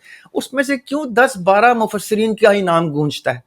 क्योंकि वो 10-12 अपने आप को किसी ना किसी हवाले से नुमायां कर जाते हैं, कुछ ऐसी जिंदा चीज छोड़ जाते हैं कि बाकी सब फौत हो जाते हैं, उनके हम असर फौत हो जाते हैं, वो जिंदा रहते हैं 200 साल 500 साल 1000 साल. ये क्या वो चीजें हैं, ये क्या वो टैलेंट है? ये अल्लाह ताला की तरफ से होता है, ये इंसान का इसमें कोई कमाल नहीं है, ये अल्लाह का फजल होता है किसी. अब मैं उस एंगल को देखते हुए बाकायदा तौर पे इन चीजों को एनालाइज करता हूं कि अच्छा ये लोग हिस्ट्री में आए जिन्होंने कितनी खूबसूरत, चाहे मैं उसको बिल्कुल भी ना मानूं, मैं टोटली इख्तलाफ करता हूं, लेकिन मुझे ये रिकग्नाइज करना मेरी इल्मी खयानत होगी अगर मैं रिकग्नाइज नहीं करूंगा कि फलां शख्स की फलां इल्मी काबिज जो है, चाहे मेरा उससे 100 डिग्री का ऑपोजिट नुक्ता नजर हो, लेकिन मुझे रिकग्नाइज करना है कि वो है, ताकि मैं अपने टाइम का अपने एरा का हक अदा कर दूं. कल कोई मेरे जाने के बाद बात गूंजेगी तो लोग कहेंगे अच्छा ज़रिया हाशमी किसको अच्छा शायर मानता था, किसको अच्छा एक्टर मानता था, किसको अच्छा राइटर मानता था, किसको अच्छा मुफस्सिर, तो वो मेरी बात गूंजेगी उन लोगों में जो मुझसे रिलेशनशिप रखते होंगे. तो ये इसी तरह नेचुरली, ये अल्लाह ताला का प्रोसेस है मैनकाइंड का, ये नेचुरली होता रहता है. इस दौरान हम अपनी अपनी प्लेसमेंट्स ढूंढते हैं कि मैं हिस्ट्री में कैसे जाना जाऊं. अगर मैं ये सोचता हूं कि मैं मेरी हिस्ट्री में मेरा नाम आए, जो मेरा प्रेजेंट है और आगे की हिस्ट्री, तो मैंने अपने आप को नुमायां करना है, तो मुझे सबसे खूबसूरत तरीके से नुमायां करना चाहिए. मुझे उसमें वो अदब और एहतराम के पैमाने नहीं डिस्टर्ब करने चाहिए, क्योंकि वो एक कांस्टेंट है, वो वेरिएबल नहीं है, वो कांस्टेंट ही रहेगा. अदब एक कांस्टेंट के सूरत में दुनिया में मैनकाइंड ने एस्टैब्लिश किया. ये सिविलाइजेशन की सबसे खूबसूरत चीज अदब है, रिस्पेक्ट. और अदब लिटरेचर, अदब फनून ऑफ इजहार, एक्सप्रेशन की फॉर्म्स, ये मैनकाइंड का खासा है. जब भी एलियन आएंगे दुनिया में तो वो इंसान को उसके लिटरेचर से रिकग्नाइज करेंगे, चाहे वो रिलीजियस लिटरेचर हो, चाहे वो फिक्टिशियस लिटरेचर हो, चाहे वो कॉमिक हो, चाहे वो अफसाना हो, चाहे वो शायरी हो, चाहे वो मौसीकी हो, चाहे वो फनकारी हो. ये सारी चीजें गूंजेंगी, रिकग्नाइज करेंगी, तो उसमें मुअद्दब लोग ज्यादा अच्छा गूंजेंगे, ज्यादा अच्छे लफ्जों से जाने जाएंगे. कोई एलियन भी इस टाइम पाकिस्तान में आ जाता है तो वो कहेगा भाई ये जो सतह की गुफ्तगू हो रही है ये मयार है जो आपको रिप्रेजेंट करता है दूसरे प्लैनेट्स पे, ना कि वो नोक झोंक और वो चीजें. वो प्रोसेस जरूर हो सकता है, उसका नतीजा सामने आएगा कि उस बहस का नतीजा क्या था. अब वो I hope I am trying to convey my message well enough कि आपको समझ आ जाए मैं क्या कहना चाह रहा हूँ. भाई इसको मैं जैसे इस बात को रैप अप इस तरह करूंगा, मुझे करेक्ट कीजिएगा जिस तरह मुझे समझ आई है. जिस तरह आपने अभी मिसाल दी वसीम अकरम की, राइट? तो अब ये है कि वसीम अकरम, मैं मिसाल दे रहा हूँ, जैसे वसीम अकरम साहब स्विंग कर रहे हैं बॉल को, ठीक है. अब फॉर एग्जांपल लोग कोशिश कर रहे हैं 50 साल बाद, 100 साल बाद कोई और स्विंग सीखने के चक्कर में वो कुछ और निकाल लेता है कि भाई बॉल यूं नीचे से ऊपर निकल रही है, और फिर वो 100 साल बाद ये बोलना शुरू कर दे कि यार ये वसीम अकरम साहब ने बिला वजह में लोगों को ख्वार किया हुआ था कि जो है स्विंग इधर से घुमानी है, मैंने ये निकाल ली. यही एग्जैक्ट वो बात नहीं है कि जो आपने भी बात की, उससे اس سے بیسکلی وسیم اکرم صاحب کی سوئنگ تو نہیں بیکار ہو جائے گی نا, یا اس کو آپ کرٹیسائز کرنا تو نہیں شروع کر دیں گے وسیم اکرم صاحب نے یہ کیوں سوئنگ نکال لی تھی جب اس کا دوسرا طریقہ یہ والا تھا. تو سیم گوز فار یہ تھانوی صاحب کی جو ہم بات کر رہے ہیں, تو یہ سیم ہی وہ بات نہیں ہے کہ یار اب 100 سال بعد لوگ وہ بولنا شروع کر رہے ہیں کہ یار جی جی سمجھ رہے ہیں میں جو جی انالوجی کریٹ کر رہا ہوں. جی جی جی, یا پھر ایسا کہہ رہے ہیں کہ جی وسیم اکرم کے اوپر لائف ٹائم بینس کیوں لگے, کیونکہ وہ میچ فکسنگ کا ان کے اوپر ایک اسٹرانگ ایلیگیشن ہے, ٹو سم لیول پروو بھی ہوا, یا محمد آصف کے اوپر. لیکن کیا ان کی یہ حرکتیں کسی بھی حوالے سے ان کے وہ لیجنڈری مومنٹس لوگوں کی میموری سے اریز کر سکے ہیں؟ جو محمد آصف کا بڑا لمیٹڈ سا کریئر ہے, بہت ہی لمیٹڈ سا کریئر ہے, لیکن آج بھی وہ ڈسکس ہو گیا نا ہماری گفتگو میں. اس کی میچ فکسنگ اس کا معیاری کام نہیں دھو سکی, گندا کر سکی. ٹھیک ہے, بیڈ لیبل لگا اس کے اوپر, کرٹکس بھی ہوئے, اس کو وہ کنوکٹ بھی ہوا, اس نے سزا بھی بھگتی, بلکہ آج تک بھگت رہا ہے, لیکن اس کا وہ جو معیاری کام تھا وہ لیجنڈ کی صورت میں ہی گونجے گا اور وہ لیگیسی کی صورت میں ہی فالو ہوگا. یہ جیسے آپ نے وسیم اکرم کی ایگزامپل دی, reverse swing is a product of Sarfaraz Nawaz. Pakistan کے بولر تھے سرفراز نواز, کیپٹن بھی تھے فارمر. سرفراز نواز اور عمران خان تقریباً ایک ہی ٹائم کے ہیں. سرفراز نواز انہوں نے اکٹھے کھیلے ہیں, لیکن Sarfaraz Nawaz then retired and Imran Khan continued. although Sarfaraz Nawaz کے ساتھ ایسوسیٹ کیا جاتا ہے ریورس سوئنگ کی انوینشن, ڈسکوری, لیکن اس کو جتنا فائن ایکسپلوئٹ کیا عمران خان نے اتنا سرفراز نواز نہیں کر سکا. اب سرفراز نواز نے ہی سکھایا وسیم اکرم کو اور وقار یونس کو کہ یہ سوئنگ کیسے کرتے ہیں, لیکن وسیم اکرم اور وقار یونس عمران خان سے بھی 2 ہاتھ آگے چلے گئے, اس کو اور زیادہ کر گئے. اب مطلب کیا ہوا کہ ضروری نہیں ہے کہ کسی ایک شخص کی کسی ایک چیز کو پکڑ کے اس کا پورا پورٹ فولیو ذبح کیا جائے. دوسرا کہ اس کی کوئی سب سے خوبصورت چیز بھی اس سے زیادہ بہتر کوئی نہیں کر سکتا, یہ بھی ضروری نہیں ہے. خوبصورت چیز انسانوں کی یہ ہے کہ کوئی انسان یہ نہیں سوچ سکتا کہ میں آخری ہوں, میرے سے آگے بھی مجھ سے زیادہ لوگ بہتر آ سکتے ہیں. یہ چیزیں ہمیں آگے کنوے کرنے چاہیے لوگوں کو, دنیا کو, اپنے آڈینس کو, کہ میں رسپیکٹ کے ساتھ بھی یہ گفتگو کر سکتا ہوں اور میں برے طریقے سے بھی کر سکتا ہوں. یہ چوائس میری ہے. وہ مولا علی نے کہا تھا کہ تاثیر الفاظ میں نہیں ہوتی, تاثیر لہجے میں ہوتی ہے. الفاظ تو ہم سب ایک ہی استعمال کرتے ہیں, اسی لغت سے آپ بھی استعمال کر رہے ہیں, میں بھی اسی لغت سے یا ڈکشنری سے کر رہا ہوں. How I beautifully present. قرآن میں بھی اللہ تعالیٰ کہتے ہیں کہ سب سے خوبصورت انداز میں میسج دو. یہ بڑی ایک خاص طور پہ آیت ہے قرآن کی کہ اپنا مشرکین کے سامنے بھی سب سے خوبصورت انداز میں گفتگو کرو, سب سے احسن طریقے سے بیان کرو اپنی بات کو. اس لیے کیونکہ تاثیر جو ہے وہ آپ کے احسن طریقے میں ہوگی, تاثیر کبھی بھی برے لہجے میں نہیں ہوگی. اس کا اگر کوئی ایفیکٹ آئے گا بھی تو وہ بہت ٹیمپریری ایفیکٹ ہوگا, وہ لاسٹنگ امپیکٹ نہیں ہوگا. صحیح ہے, چلیں زبردست. زریاب بھائی سے ہم آگے بڑھتے ہیں, اس کو ہم ریپ اپ کرتے ہیں اس والے پارٹ کو. اور میں جس طرح سے میں نے بیچ میں مینشن کیا تھا اور آپ نے جس طرح مینشن کیا کہ اوریجنل جو بات ہے آدمی کی وہ ضرور ہونی چاہیے ساتھ ساتھ تنقید کے ساتھ, تو اس کے اوپر میں ٹو کرتے ہوئے آنا چاہتا ہوں کہ کتابوں کے بغیر تھوڑا سا آڈینس کے لیے تھوڑا سا ایکسپلین کر دیں کہ آپ ابھی یعنی کہ جو کتابیں ہیں کس کے اوپر کام کر رہے ہیں اور ان کا جو مین سبجیکٹ ہے یا وہ کن پیرامیٹرز کے اوپر ہیں, وہ تھوڑا سا میں بھی جاننا چاہتا ہوں ایکچولی, اور آڈینس کے لیے بھی تھوڑا سا اس کو بتائیے گا. اچھا, پہلی بات تو یہ واسد بھائی کہ میری کتابیں پبلیکیشن میں اس لیے رکی ہوئی ہیں کیونکہ اکثر یہ ہمارے دوسرے پلیٹ فارمز پہ بھی لوگ پوچھتے ہیں, کیونکہ میری والد صاحب کی پوری زندگی کی شاعری کی کلیات, the complete works of late Adeem Hashmi, وہ میرے لیے پہلا بنیادی فریضہ ہے.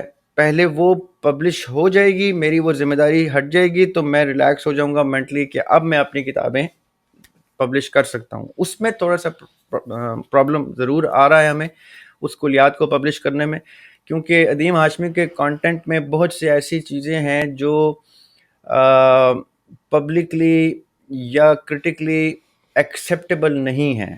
مطلب کہ انہوں نے جہاں تنقید کی اپنے دباچوں میں، اپنے پریفیس آف دا بکس میں، جہاں انہوں نے ادبی حلقوں کے خلاف آواز اٹھائی. ایک وہ بہت کرٹیکل ایسپیکٹ ہے جس کی وجہ سے پبلشر بھی پریشان ہے اس کتاب کو پبلش کرنے کے لیے. پھر ان کی شاعری میں کچھ ایسے فلسفے بھی پائے جاتے ہیں جو فلسفے ان کی زندگی میں بھی تنقید کی نگاہ سے دیکھے گئے، کیونکہ اس میں کچھ کانٹینٹ ایسا اس زمانے میں ایکسیپٹیبل، جیسے ابھی ہم گفتگو کر رہے تھے کہ کئی دفعہ تھاٹ ہی ایکسیپٹیبل نہیں ہوتی کسی زمانے میں. تنقید تو چلیں بہت بات کی بات ہے، آپ وہ چیز بیان ہی نہیں کر سکتے. جیسے منصور نے کہہ دیا ان الحق، تو اس وقت وہ سزائے موت ہو گئی.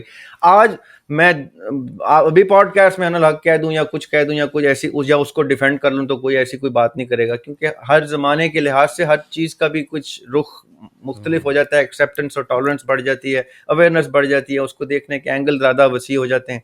تو عدیم ہاشمی کی کتاب میں کچھ ایسے ٹیکنیکل چیزیں ہیں مرحوم کی کہ جس کی وجہ سے ان کی پبلیکیشن رکی تھی. پھر کچھ پبلشر نے کچھ کاپی رائٹ وائلیشن کر دی تھی، کچھ سرٹن کانٹینٹ جو ہے وہ ادھر ادھر ریویل کر دیا تھا پبلیکیشن سے پہلے، جس کی وجہ سے میں نے اعتراض اٹھا لیا تھا. تو وہ کچھ اس وجہ سے میری کتب پروسیس میں رک گئی.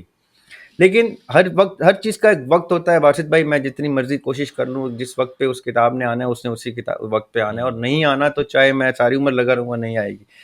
بٹ میں کسی کو مایوس نہیں کرنا چاہتا. Immediately after the complete works of Adeem Hashmi's poetic journey, وہ کب یہ ہوا کہ مر گئے، وہ کتاب کا نام ہے، وہ انشاءاللہ پبلش ہو جائے گی this year. First publication from our side is that book. Immediately after that I have few books in line جو کمپلیٹ ہو چکی ہیں، جن میں سے ایک دو کا میں آپ کو ذکر کر دیتا ہوں. ایک تو پوری شاعری کی کتاب ہے میری اردو کی. Sorry to cut you off ذریعہ بھائی، تھوڑا سا جو عدیم ہاشمی صاحب والی کتاب ہے اس کا ٹینٹیٹیو کوئی ڈیٹ یا کوئی چیز آپ لوگوں کے لیے بتا سکتے ہیں کہ کوئی کب تک لوگ ایکسپیکٹ کریں اس سال میں؟ یہ سولر کیلنڈر کے مطابق انشاءاللہ مجھے جو امید ہے کہ 5 نومبر کو ہوتی ہے میرے والد صاحب کی ڈیتھ اینیورسری.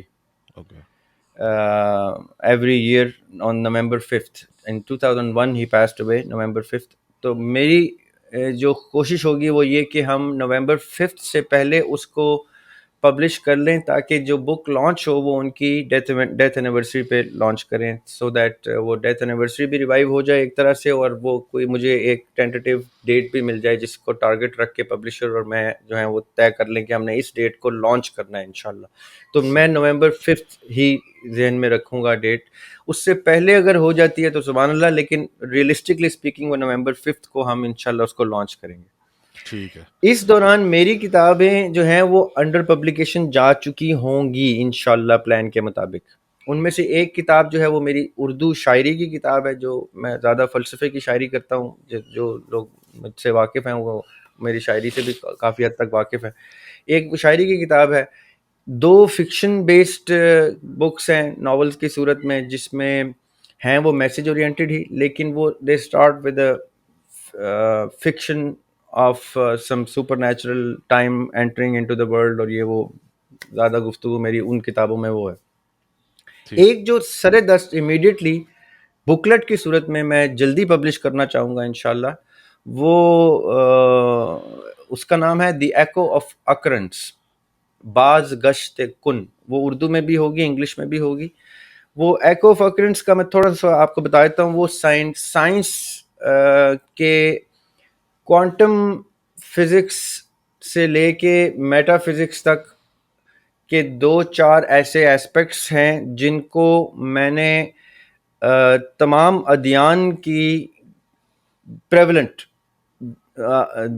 جو ریلیجنز ہیں ان کی کتابوں کی روشنی میں میٹا فزکس اور کوانٹم فزکس یعنی ان کو ریلیٹ کر کے ایک فوٹون کے اوپر، فوٹون کی ایگزسٹنس کے اوپر، اور فوٹون کے بیہیویئر کے اوپر، اور ہمارے اس سے ریلیٹڈ بیہیویئر کے اوپر میں نے ایک کانسیپٹ کے اوپر کتاب لکھی ہے، دی ایکو آف اکرنس کے نام سے. انشاءاللہ وہ اس کے کچھ آرٹیکلز انٹرنیٹ پہ سب اسٹیک کے اوپر بھی اویلیبل ہیں. اس کا کچھ جھلک انشاءاللہ آگے آنے والے دنوں میں کسی نہ کسی حوالے سے پبلش کر دوں گا، تاکہ لوگ کتاب کے آنے سے پہلے اس کے کانٹینٹ سے تھوڑے بہت آشنا ہو جائیں، تاکہ جب وہ کتاب آئے تو میں چاہوں گا کہ وہ باقاعدہ طور پہ ڈسکس کی جائے، اس کو آرگیو کیا جائے، کیونکہ اس میں کوئی کانسیپٹ ایسا دیا گیا جس کو آرام سے چیلنج کیا جا سکتا ہے، تو وہ بڑی خوبصورت علمی بحث کو جنم دے گی.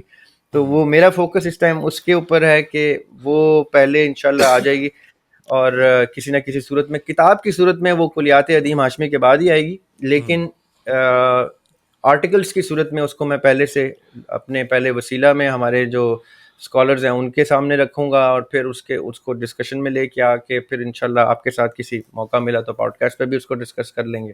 تو میری زیادہ تر کتابیں جو ہیں وہ فلسفے پہ ہی بیسڈ ہیں.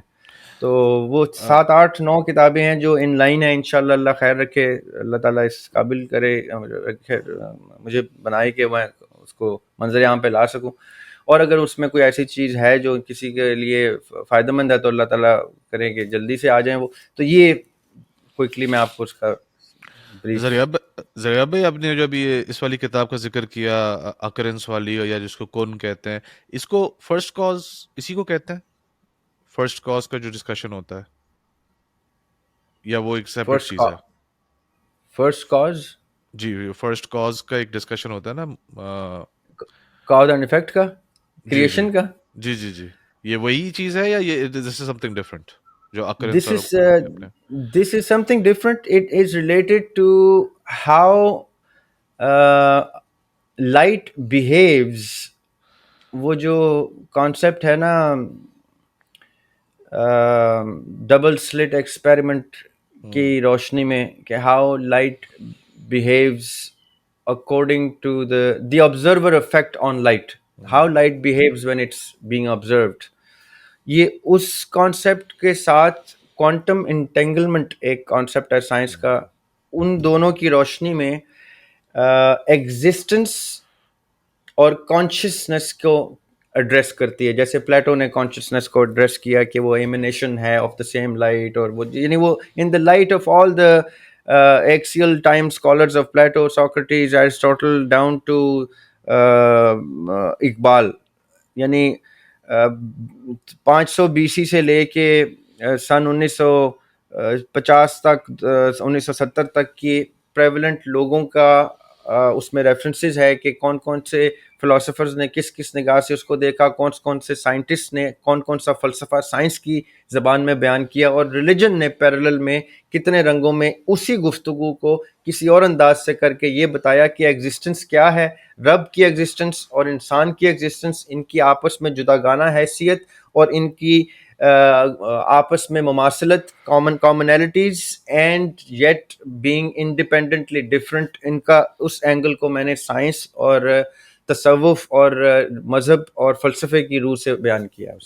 اس میں یہ آ جاتی ہے گفتگو جو آپ کر رہے ہیں نا کہ بگ بینگ اور the concept of how it all started. اس میں وہ مقدمہ اس کا وہ نہیں ہے، لیکن اس میں وہ ایسپیکٹ ٹچ ضرور ہو جاتا ہے، بیکاز وہ اس کے ارد گرد ہی گھوم رہی ہے یہ گفتگو. سیم ڈومین کی بات ہے.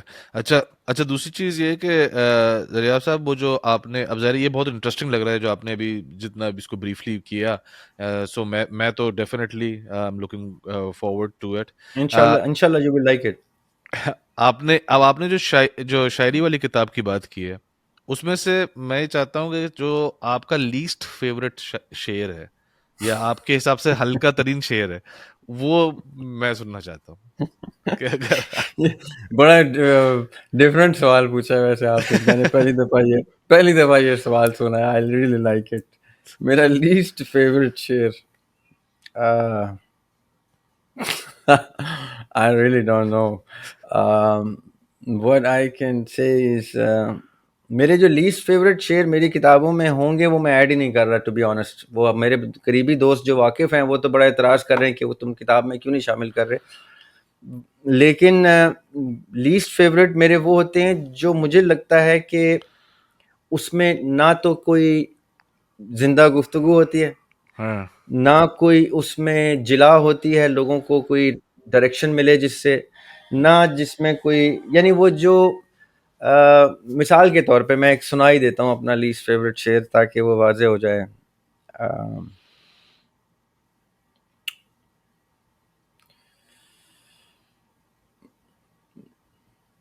منصب چشم منصب چشم سے جب اشک اتارے جائیں، منصب چشم سے جب اشک اتارے جائیں، ہم سرے دار انا شرم سے مارے جائیں. اب یہ میرے لیے لیسٹ فیورٹ اس لیے ہے کیونکہ میں سمجھتا ہوں کہ یہ شعر کا مطلع طلوع ہو رہا ہے، یعنی غزل کا مطلع ہے. یہ ایک pretext to the build up of the غزل ہے، اس لیے میں اس کو اس غزل میں مجھے وہ کبھی نمایاں نظر نہیں آیا. لیکن اس لیے اس غزل کا لیسٹ فیورٹ شعر میرا وہی ہے. اس غزل میں باقی شعر اس سے مجھے زیادہ بہتر لگتے ہیں، لیکن کیونکہ وہ سٹارٹنگ شعر میری ہمیشہ سے کوشش ہوتی ہے ایک بلڈ اپ دے، اور وہ پھر غزل اپنے کلائمیکس کو پہنچے. Theatrical I like to put my poetry in a theatrical piece as short as it may be، چاہے وہ 4-5-7 شعروں کی غزل ہو، لیکن وہ اپنے 5-7 شعروں میں ایک اسکرین پلے رکھتی ہو، ایک بگننگ ہو اس کی، اس کا ایک مڈل ہو، اس کے ہک پوائنٹس ہوں، اس کا ایک کلائمیکس ہو، اس میں ایک ٹوسٹ ہو، اس میں پھر سیڈنس کی ٹریجڈی کا اسپیکٹ بھی ہو، اس میں ایک لو کا اسپیکٹ ہو جو خدا کی محبت یا انسان کی انسان سے محبت یا محبت اٹ سیلف کا ایک کانسیپٹ ہو. اس میں معیار کی گفتگو کہ کیسے میں نے اپنے معیار کو اپنے شعور کے سطح پہ پایا. میری کوشش ہوتی ہے میری غزل پورا ایک تھیٹریکل پلے کی صورت میں کسی بھی صورت کبھی بھی زندگی میں پریزنٹ کی جا سکے، اس کو کوئی تھیٹر میں ایک خوبصورت انداز سے ایک پوری سٹوری لائن سٹوری بورڈ کے ساتھ پریزنٹ کر سکے. تو this is why at times the starting verses of غزل آر مائی لیسٹ فیورٹ، کیونکہ وہ خالی اس کا بلڈ اپ ہوتے ہیں. تو ذریعہ بھائی میرا ایکچولی ریزن یہ تھا لیسٹ فیوریٹ پوچھنے کا کہ نارملی جو آرٹسٹ ہوتا ہے، جو بندہ ہوتا ہے، جو کام کر رہا ہوتا ہے نا، وہ جس کو اپنا فیوریٹ سمجھ رہا ہوتا ہے جس چیز کو، وہ نارملی وہ یہاں پہ وہ عوام اور خواص کی بات آ جاتی ہے کہ عام آدمی کے لیے وہ کہتا ہے اچھا یہ سب سے بیسٹ ہے آپ کا، اور جو آپ کا سب سے ہلکا والا ہوتا ہے وہ کہتا ہے یہ بہت ٹائٹ ہے والا. یہ بڑی انٹرسٹنگ بات آپ نے کی ہے. واقعی کبھی آرٹسٹ کو یہ نہیں پتا ہوتا کہ how would people relate to his piece. کبھی اس کا سب سے فیوریٹ سب سے لیسٹ فیوریٹ لوگوں کا ہوتا ہے، کبھی اس کا سب سے لیسٹ فیوریٹ لوگوں کو اتنا پسند آ جاتا ہے. ایگزیکٹلی، بالکل صحیح کہا. تو اس لیے میں نے آپ سے لیسٹ فیوریٹ پوچھا تھا. اچھا دوسری چیز، بیوٹیفل. اچھا چلیں ذریعہ بھائی اب اس سے میں تھوڑا سا آگے بڑھتا ہوں، اور جو میں آج کے جو ایک ٹاپک میں ڈسکس کرنا چاہتا تھا اپنی کلیئرٹی کے لیے بھی، عوام کی کلیئرٹی کے لیے بھی، جو ڈیموکریسی کا جو کانسیپٹ ہے ہم نے اپنی لاسٹ پوڈ کاسٹ میں لائٹلی ٹچ بھی کیا تھا. تو اسی وقت میرے دماغ میں آیا تھا کہ میں آپ کے سامنے آپ سے یہ میں ڈیٹیل میں ڈسکس کروں گا. تو پہلی چیز تو یہ کہ جو اسلام میں خاص طور پہ جیسے غامدی صاحب کا ہے، غامدی صاحب کہتے ہیں کہ جی قرآن میں ہی ہے جی ڈیموکریسی ہی اسلامک، مطلب جو اسلام کا سسٹم ہے وہ ڈیموکریسی ہے. تو پہلے تو یہ کہ دین کے پرسپیکٹو سے یہ بتائیں کہ ڈیموکریسی واقعی دینی یعنی کہ ہمارے دین کا، اسلام کا گیون سسٹم ہے، اور اگر نہیں ہے تو کیا سسٹم ہے؟ دیکھیں بصد احترام کے ساتھ جاوید احمد غامدی صاحب میرے بڑے ہی پرسنل فیوریٹ پرسن ہیں. As a person, as a personality مجھے ذاتی طور پہ بڑی محبت ہے ان سے، اور انشاءاللہ کبھی زندگی میں موقع ملے تو ان سے ملاقات کرنا چاہوں گا. ان کے ساتھ 5-10 منٹ ایٹ لیسٹ ان کے مصروف وقت میں سے ضرور کوشش کروں گا کہ ان کے ساتھ اتنی سٹنگ ہو جائے کہ ایسے لوگوں کی، ایسے پرسنالٹیز کے ساتھ 5-10 منٹ بھی اگر آپ کوالٹی ٹائم اسپینڈ کر لیں تو آپ کی زندگی کو وہ بہت سی چیزوں سے روشنی سے منور کر دیتے ہیں. یہ بڑے خوبصورت لوگ ہوتے ہیں. صحیح بات. اللہ ان کو زندگی دے، ان کو صحت دے اللہ تعالیٰ، اور ان کی یہ خدمات اسی طرح سے جاری و ساری رکھے. میرے جیسے لوگوں کے لیے ہمیشہ وہ ایک استاد کی صورت میں پریزنٹ ہوتے ہیں. Having said that, with all due respect, میں ان کی 2-3 ایسی چیزیں ہیں جن سے اختلاف رائے کا حق رکھتا ہوں. وہ حق مجھے وہ خود دیتے ہیں. اپنی گفتگو سے یہ چیز نمایاں ہوتی ہے کہ وہ اختلاف رائے کو بڑی نمایاں حیثیت دیتے ہیں اپنی زندگی میں بھی، اور لوگوں کو بھی کہتے ہیں کہ وہ اپنی زندگیوں میں اختلاف رائے کو ایک نمایاں درجے پہ رکھیں، کیونکہ یہ بڑی خوبصورت چیز ہوتی ہے کہ آپ کا کسی شخص سے رائے میں اختلاف ہو. اس کا مطلب ہے you are carrying an opinion of your own that matters a lot to people of the literary mindset. وہ اپریشیٹ بھی بہت کرتے ہیں اختلاف رائے کو. جی کیونکہ وہ بیسکلی بڑے خوبصورت آدمی ہیں. تو وہ انہوں نے اپنے امیڈیٹ استاد امین احسن اصلاحی صاحب مرحوم سے بھی کچھ چیزوں پہ اختلاف کی جرات جسارت کی اور اس کو منظر عام پہ کتاب کی صورت میں بھی لائے. اور کچھ چیزوں میں ان کے استاد امین احسن اصلاحی مرحوم صاحب انہوں نے بھی اپنے امام فرائی صاحب مرحوم سے کچھ چیزوں میں اختلاف کیا. اور وہ بڑے وہی جیسے میں نے آپ سے پہلے کہا نا، خوبصورت طریقے سے کیا ہوا اختلاف خوبصورت طریقے سے ہی گونجتا ہے. آج بھی میں خوبصورتی سے ہی اس کو یاد کروں گا ان کی گفتگو کو، کیونکہ انہوں نے وہ تنقید یا اختلاف بھی کیا تو خوبصورت طریقے سے کیا. بالکل. اور کتابی طریقے سے کیا. ایسے نہیں کہ بس ویڈیو بنا کے باتیں کر دیں. انہوں نے باقاعدہ اس کے اوپر کتابیں تحریر کی ہیں اور اس پہ دلائل کے ساتھ کیا. دلائل تو سائٹ میں کیے ہیں، سورسز سائٹ کیے ہیں. بالکل. جی اور آپ یقین کریں کہ یہ جو آپ کا چیپٹر ہے نا ڈیموکریسی کا، خاص طور پہ اس کے اوپر میں باقاعدہ طور پہ جلد ہی آپ کے سامنے وہ آرٹیکل آئے گا. میں آرٹیکل کی صورت میں وہ سامنے رکھ رہا ہوں. اس کا ٹائٹل ہی امرہم شورا بینہم ہے. یہ قرآن پاک کی سورہ شورا کی آیت ہے جس سے غامدی صاحب بھی استدلال کرتے ہیں. فرق کہاں آتا ہے؟ جہاں وہ اس آیت کو میرے اندازے میں تھوڑا سا اوپن اینڈڈ چھوڑتے ہیں. وہ کہتے ہیں کہ جمہور یا عوام یا ریاست کے باشندوں کی چوائس ہے یہ کہ وہ کس سسٹم کے تحت اپنے حکمران کا تعین کریں. میں سمجھتا ہوں مجھ پہ سورہ شورا کی آیات اور طریقے سے منعکس ہوتی ہیں میرے دل و دماغ پہ. میں یہ سمجھتا ہوں کہ انہی آیات میں اللہ تعالیٰ، چیپٹر کا نام بھی شورا مطلب مشورہ، اور میں سمجھتا ہوں کہ مشورے میں اور رائے شماری میں بڑا نمایاں فرق ہے. اتنا مبہم نہیں ہے، اتنا تھن لائن نہیں ہے کہ سمجھ نہ آئے، کبھی آپ ادھر ہو جائیں کبھی. میرے اندازے میں بڑا نمایاں فرق ہے رائے شماری میں اور مشورے میں. مثال کے طور پہ ہم کشمیر کے حوالے سے گفتگو کرتے ہیں کہ کشمیر کو پلیبسائٹ کا رائٹ ہے. The right to for every single Kashmiri to vote for اور against the occupation of India.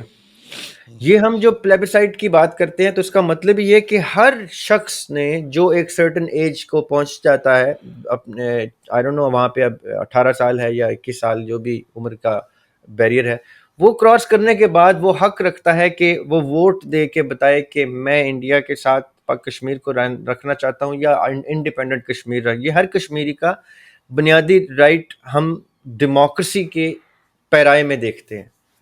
یہاں میں ڈیموکریسی کے حق میں ہوں. میں یہ سمجھتا ہوں کہ جن چیزوں میں ہر شخص کی رائے کی ویلیو ہے ان میں سے کچھ چیزیں ایسی ہیں جہاں میسز نے بتانا ہے کہ ہم کسی اور ریاست کے زیر سایہ پلنا چاہتے ہیں یا اپنا تشخص، اپنی آئیڈینٹی، اپنی شناخت، اپنی نیشنلٹی اسٹیبلش کرنا چاہتے ہیں. یہ یہاں پہ رائے شماری میٹر کرے گی. کیونکہ یہاں پہ لوگوں کے سامنے یہ دکھایا جا رہا ہے کہ انڈیا نے کشمیر کو اللیگلی آکیوپائی نہیں کیا. یہ انڈیا کا ایک سٹینس ہے. میں ذاتی طور پہ سمجھتا ہوں کہ اگر انڈیا کا یہ سٹینس ویلڈ ہے تو ان کو تو ڈر ہی نہیں ہونا چاہیے. ان کو چاہیے پھر عوام کو سے لے لیں رائے ایک ایک باشندے سے. اگر وہ بھی یہ کہتے ہیں کہ ہاں ہم اکیلے نہیں سروائیو کر سکیں گے، ہم انڈیا کے ساتھ ہی رہنا چاہتے ہیں، تو پھر بحث ہی ختم ہو جاتی ہے. کیونکہ آپ نے ہر باشندے کی رائے لے لی ہے اور اس میں میجورٹی اگر یہ کہہ دے کہ ہم انڈین آکیپائڈ رہنا چاہتے ہیں تو پھر پاکستان یا زریاب ہاشمی کا کوئی رائٹ نہیں ہے کہ وہ بولے، کیونکہ زریاب ہاشمی پاکستانی ہے اور پاکستان اپنی بارڈرز کے اندر ہے. وہ کشمیر کی سے ان کا رائے شماری کے بعد تعین کردہ حق نہیں چھین سکتا.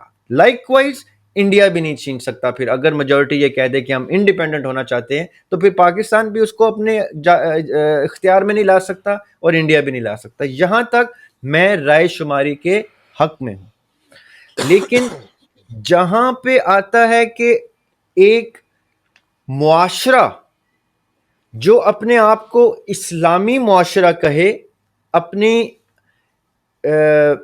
زندگی کو اسلامی اقدار پر مرتب کرنا چاہے، میرے اندازے میں وہ معاشرہ اپنا رائٹ اللہ کے حوالے کرتا ہے. یہ بات سمجھیے گا.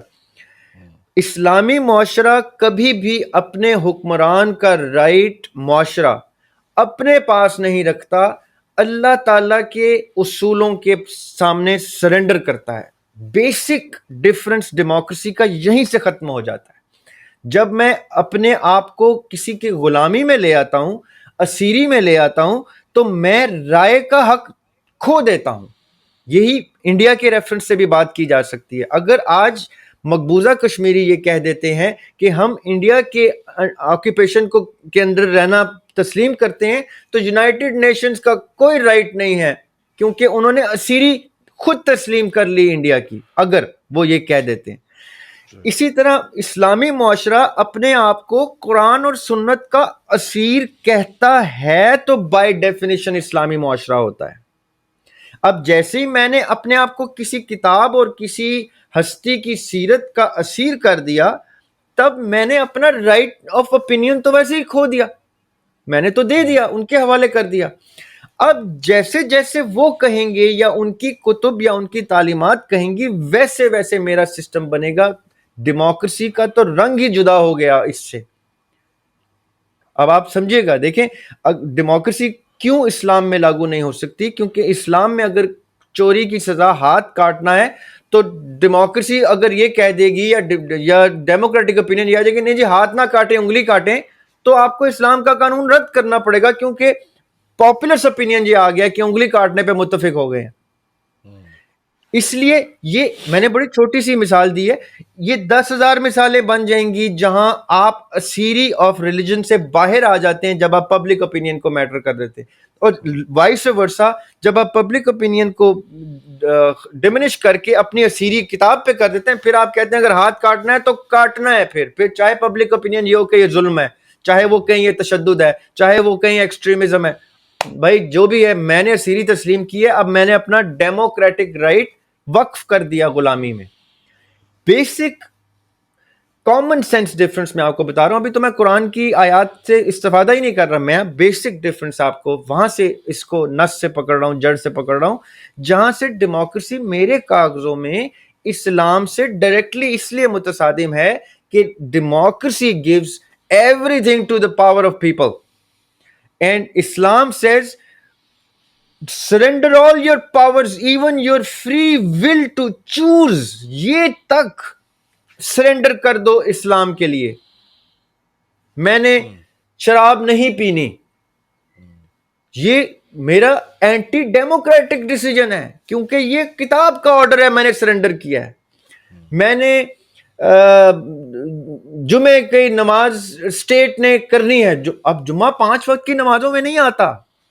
جی جس نے بھی آپ کو بچپن سے سکھایا ہے 5 وقت کی نماز واجب، یہ اچانک سے جمعہ کیسے آیا؟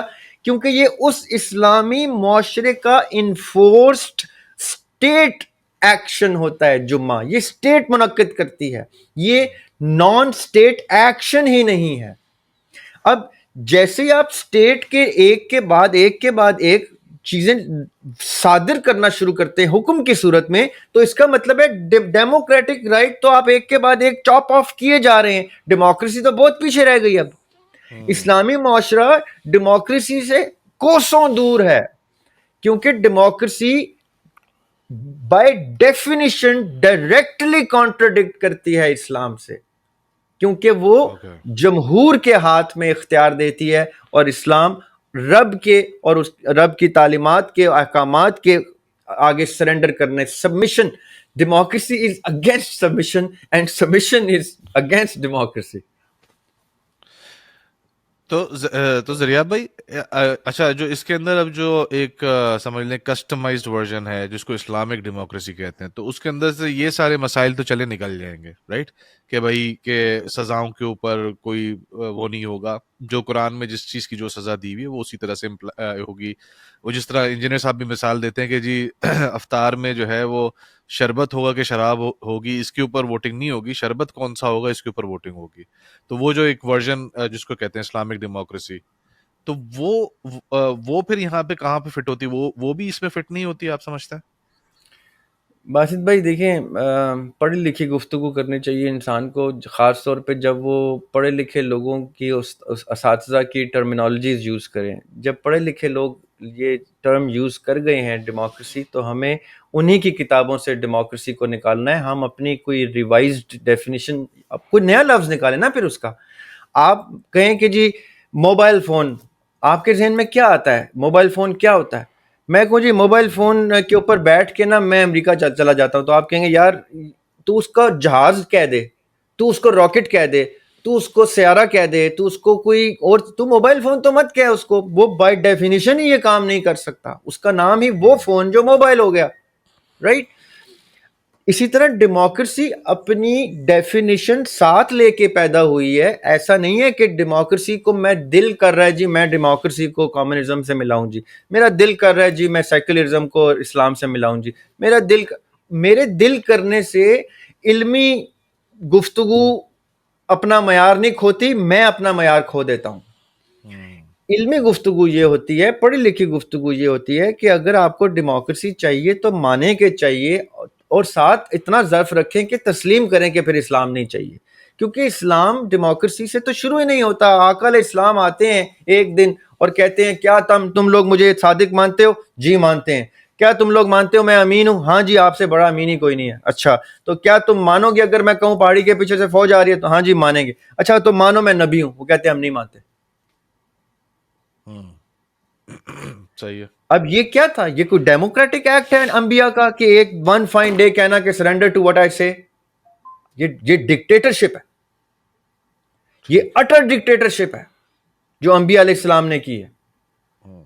فرشتہ آیا، اس نے کہا جاؤ فرعون کے سامنے اب آپ نے میسج دینا ہے. اب اتنا بڑا فرعون جو اپنے آپ کو خدائی کے لیول پہ سمجھتا ہے، شیشے میں دیکھتا ہے تو اپنے آپ کو خدا کہتا ہے، لوگوں سے خدا منواتا ہے، اس کے سامنے موسیٰ علیہ السلام اکیلے، اور ان کو کہا جی جائیں اور بادشاہ کے دربار میں ایک اعلان کریں کہ تم جو ہو غلط ہو اور دین حق آ گیا ہے. تو موسیٰ علیہ السلام کیا سوچ رہے ہیں کہ میں کیا کرنے جا رہا ہوں؟ کوئی ڈیموکریٹک ایکٹ کرنے جا رہا ہوں؟ کسی نبی کو آپ دیکھ لیں علیہ السلام، ان کو بائی ڈیفینیشن اللہ نے ڈکٹیٹر بنا کے پیدا کیا. اب یہاں یہ لوگ مجھ سے جدا ہوتے ہیں، کہتے ہیں جی آپ نبی کی بات کریں، ہم نبی کے بعد کی بات کرتے ہیں. اچھا جی نبی کے بعد کی بات کر لیتے ہیں. نبی علیہ السلام کے بعد کے خلفائے راشدین کو دیکھ لیں. سعد بن عبادہ ثقیفہ بن سائدہ میں خلیفہ بن چکے ہیں. کس لا سے بنے ہیں؟ کون سا ڈیموکریٹک ایکٹ تھا ان کو خلیفہ بنانا؟ اور اگر غلطی سے کوئی یہ مان جاتا ہے کہ وہ ڈیموکریٹک ایکٹ تھا تو پھر تو حضرت ابوبکر صدیق کی خلافت نان ڈیموکریٹک ایکٹ ہوا بائی ڈیفینیشن. ایک ڈیموکریٹکلی الیکٹڈ خلیفہ کو ایک group of elite of that time goes and counters in argument and says no we will not accept you as khalifa. تلوار بھی نکل آئی تھی نا حضرت عمر رضی اللہ عنہ کی. تو اس کا مطلب کیا ہوا کہ ڈیموکریسی تو کہیں دور دور تک نہیں پائی جا رہی. یہاں تو کچھ اور ہی چل رہا ہے، یا ڈکٹیٹرشپ چل رہی ہے، یا یہ میں آپ کے چینل پہ پہلی دفعہ بول رہا ہوں، میں نے سوچا تھا کہ ہم اپنے پلیٹ فارم پہ پروگرام میں ڈسکس کریں گے. ہمارا اسلام خلفائے راشدین کا صرف اور صرف ملٹری ڈکٹیٹرشپ تھی، جس کو ملٹری اسٹیبلشمنٹ کہتے ہیں ماڈرن ڈے ٹرمز میں. جتنے بدر کے، احد کے، خندق کے، تبوک کے، ان جنگوں کے جتنے غازی تھے ہمارے اصحاب، یہی لوگ آگے چل کے آپ کی پوری ہسٹری میں خلیفہ بنے ہیں. یہ بیٹل فیلڈ کے واریئرز تھے جنہوں نے خلافت کے اوپر بحث مباحثے بھی کیے، گفتگو بھی کی، ایک دوسرے کو ایکسیپٹ اور ریجیکٹ بھی کیا گفتگو سے، علمی بحث سے، جیسے بھی. یہ ملٹری ڈکٹیٹرز، ملٹری اسٹیبلشمنٹ تھی جن کے جرنیلوں کے آپس کے اختلافات تھے. یہ جرنیل تھے سارے، یہ جنگیں لڑتے تھے، یہ غزوات میں ان کے نام ہیں سب کے. These were the military establishment out of the masses of 2-3 lakh صحابی جو خطبہ حجۃ الوداع میں بھی ہیں، جو غدیر کے مقام پہ بھی 1.5-2 لاکھ صحابی ہیں. ان میں سے کسی کا نام آپ کو نہیں آتا سوائے ان کا جو نبی کے خاص کمپینینز تھے، علیہ الصلوۃ والسلام کے خاص کمپینینز تھے، جنہوں نے ان کے ساتھ جنگوں کی اسٹریٹجی، جنگوں کی بیٹل میں گوریلا وارفیئر اور سب کچھ خون بہایا، زخم کھائے، تلواریں اٹھائیں. یہ ملیٹنٹ تھے، ملٹری اسٹیبلشمنٹ تھی جنہوں نے خلافت در خلافت در خلافت دیکھی ہے. There is no such thing as democracy in all 4 and 5 خلافت راشدہ میں حسن علیہ السلام تک کوئی بھی ڈیموکریسی سے نہیں آیا. یہ کہاں سے کوئی ڈیموکریسی لے آتا ہے مجھے سمجھ نہیں آتی. یا مجلس شورا نے بنایا، یا ان کے اپنے ڈیسیجن تھے، یا compelled to take the charge تھے. کہیں پہ بھی ڈیموکریسی یا ووٹ، ایک جگہ ووٹ لیے گئے جب عبد الرحمن بن عوف رضی اللہ عنہ مولا علی کے ٹائم پہ اور حضرت عثمان رضی اللہ عنہ کے ٹائم پہ جب خلافت فائنل ہو رہی تھی شورا میں، among the 6-7 people of that time، شورا میں جب ووٹ بیلنس ہو گئی اور عبد الرحمن بن عوف رضی اللہ عنہ نے کہا کہ اب میں جس کی طرف ووٹ دوں گا، میرا جس طرف اشارہ جائے گا وہی خلیفہ ہوگا، تو مجھے 3 دن کا ٹائم چاہیے، اور وہ 3 دن کے بعد ہم یہیں پہ ری یونائٹ ہوں گے. وہ 3 دن انہوں نے کیسے گزارے وہ آ کے بتاتے ہیں کہ میں گلی گلی کوچے کوچے گھوما، میں نے مسافروں سے بھی پوچھا، میں نے لوکل ریزیڈنٹ سے پوچھا، میں نے بڑوں سے پوچھا، میں نے چھوٹوں سے پوچھا، اور پھر میں آیا تو کیا ہوا؟ ووٹ انہوں نے پبلک اوپینین دیکھا. اب یہ شورا کا ڈیسیجن تھا، اس شورا میں سے بھی ایک ہستی کا ڈیسیجن تھا کہ میں پبلک اوپینین لوں گا. سمجھنی آپ نے بات. اور جب وہ پبلک اوپینین لے کے آئے تو انہوں نے کہا علی علیہ السلام لوگ تو آپ ہی کو مان رہے ہیں. اب دیکھیں لمحہ فکریہ دیکھیں، لوگ تو آپ ہی کو مان رہے ہیں، تو اب آپ ہاتھ آگے کریں تاکہ میں آپ کے ہاتھ بیعت کروں اور آپ کو خلیفہ مانوں. شرط میری یہ ہے کہ آپ نے شیخین کی طرز پہ حکومت چلانی.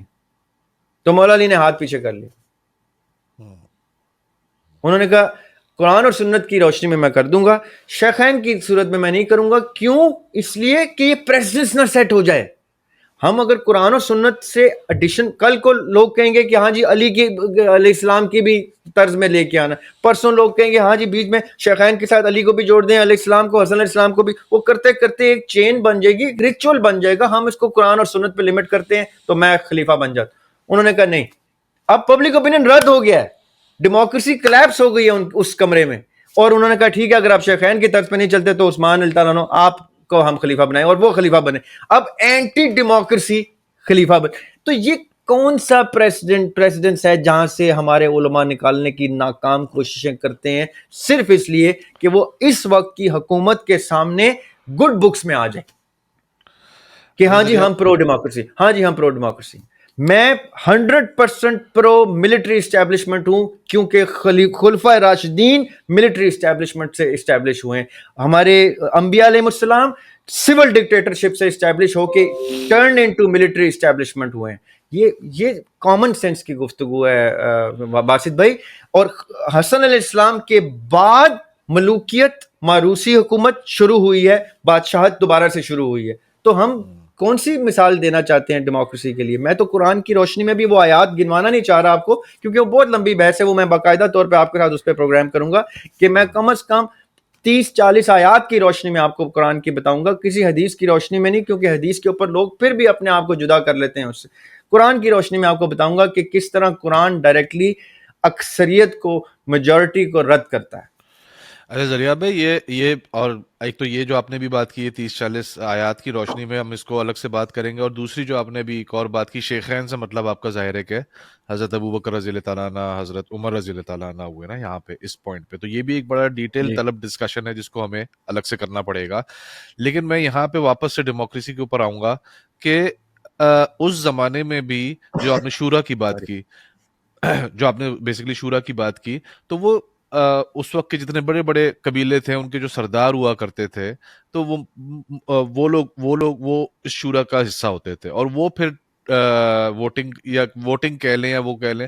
تو میری اس پہ مفتی یاسر ندیم صاحب جو ہوتے ہیں شکاگو میں، ان سے بھی بات ہوئی تھی، اور ان کا بھی یہی پوائنٹ آف ویو تھا کہ اس زمانے میں یہ ایک چھوٹی یہ شورا ہونی چاہیے. آج بھی یہ اپلیکیبل ہے، اس میں 6 لوگ ہوں چاہے 600 لوگ ہوں، لیکن اس کے معیار ہیں قرآن کے اندر کہ بھائی وہ آدمی ایسا ہونا چاہیے، اس کی کورٹ میں دلیل قبول ہونی چاہیے، وہ ساری جو اس کے معیار ہیں، ان معیار کے اوپر وہ اترے تو وہ شورا کا حصہ بنے. کیا یہ اور وہ ایک سرٹن ٹائپ آف پیپل ہوں گے جو کہ آپ کا حکمران بھی ڈیسائیڈ کریں گے اور آپ کی سارے معاملات کو لے کے چلیں گے حکومت کے.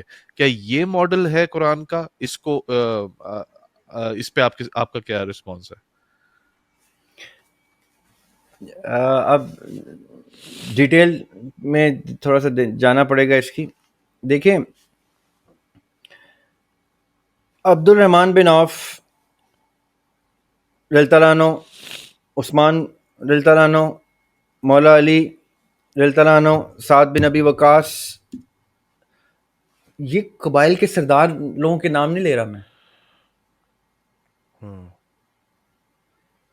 They were not the sardars of their قبائل. مولا علی کون سے قبیلے کے سردار تھے؟ حضرت عثمان کون سے قبیلے کے سردار تھے؟ عبد الرحمن بن عوف کون سے قبیلے کے سردار تھے؟ یہ بنو امیہ کے نام لے رہا ہوں میں، حضرت عثمان اور عبد الرحمن بن عوف، یہ بنو امیہ. They were the finest people that حضرت عمر رضی اللہ عنہ at that time short listed کہ یہ فائنسٹ لوگ ہیں، یہ کون کون سے محاذوں سے گزر کے آئے ہیں، یہ آقا اسلام کے سب سے قریبی لوگ ہیں، ساری جنگوں کے ہائی لائٹس ہیں. Maula Ali was the highlight of every جنگ ادر دین تبوک. کون سی جنگ ہے جو مولا علی کے بغیر مسلمانوں نے جیتی تھی؟ He was the man of the honor of every battle that he stepped into. یہ معیار تھا، یہ نہیں کہ وہ قبیلے کے سردار ہیں. یہ کسی نے غلط آپ گفتگو کی ہے، جو بھی ود آل ڈیو ریسپیکٹ انہوں نے آپ کو یہ غلط بتایا ہے. شورا اس بیس پہ نہیں ہوتی کہ وہ قبائل کے سردار ہوں. سورہ شورا میں شورا کا 5-7 اوصاف کا کرائٹیریا دے دیا گیا ہے کہ وہ توکل کرتے ہوں، وہ فیصلہ کرتے ہوئے غصے ترک کر کے نرم دلی کرتے ہوں، وہ یعنی وہ پوری سیکوینس ہے. اور اینڈ میں یہ ہے کہ وہ اللہ سے مدد مانگتے ہوں، استجاب لربہم واقیم الصلاۃ کرتے ہوں، مما رزقناہم ینفقون کرتے ہوں، تب وہ امرہم شورا بینہم کے قابل ہیں.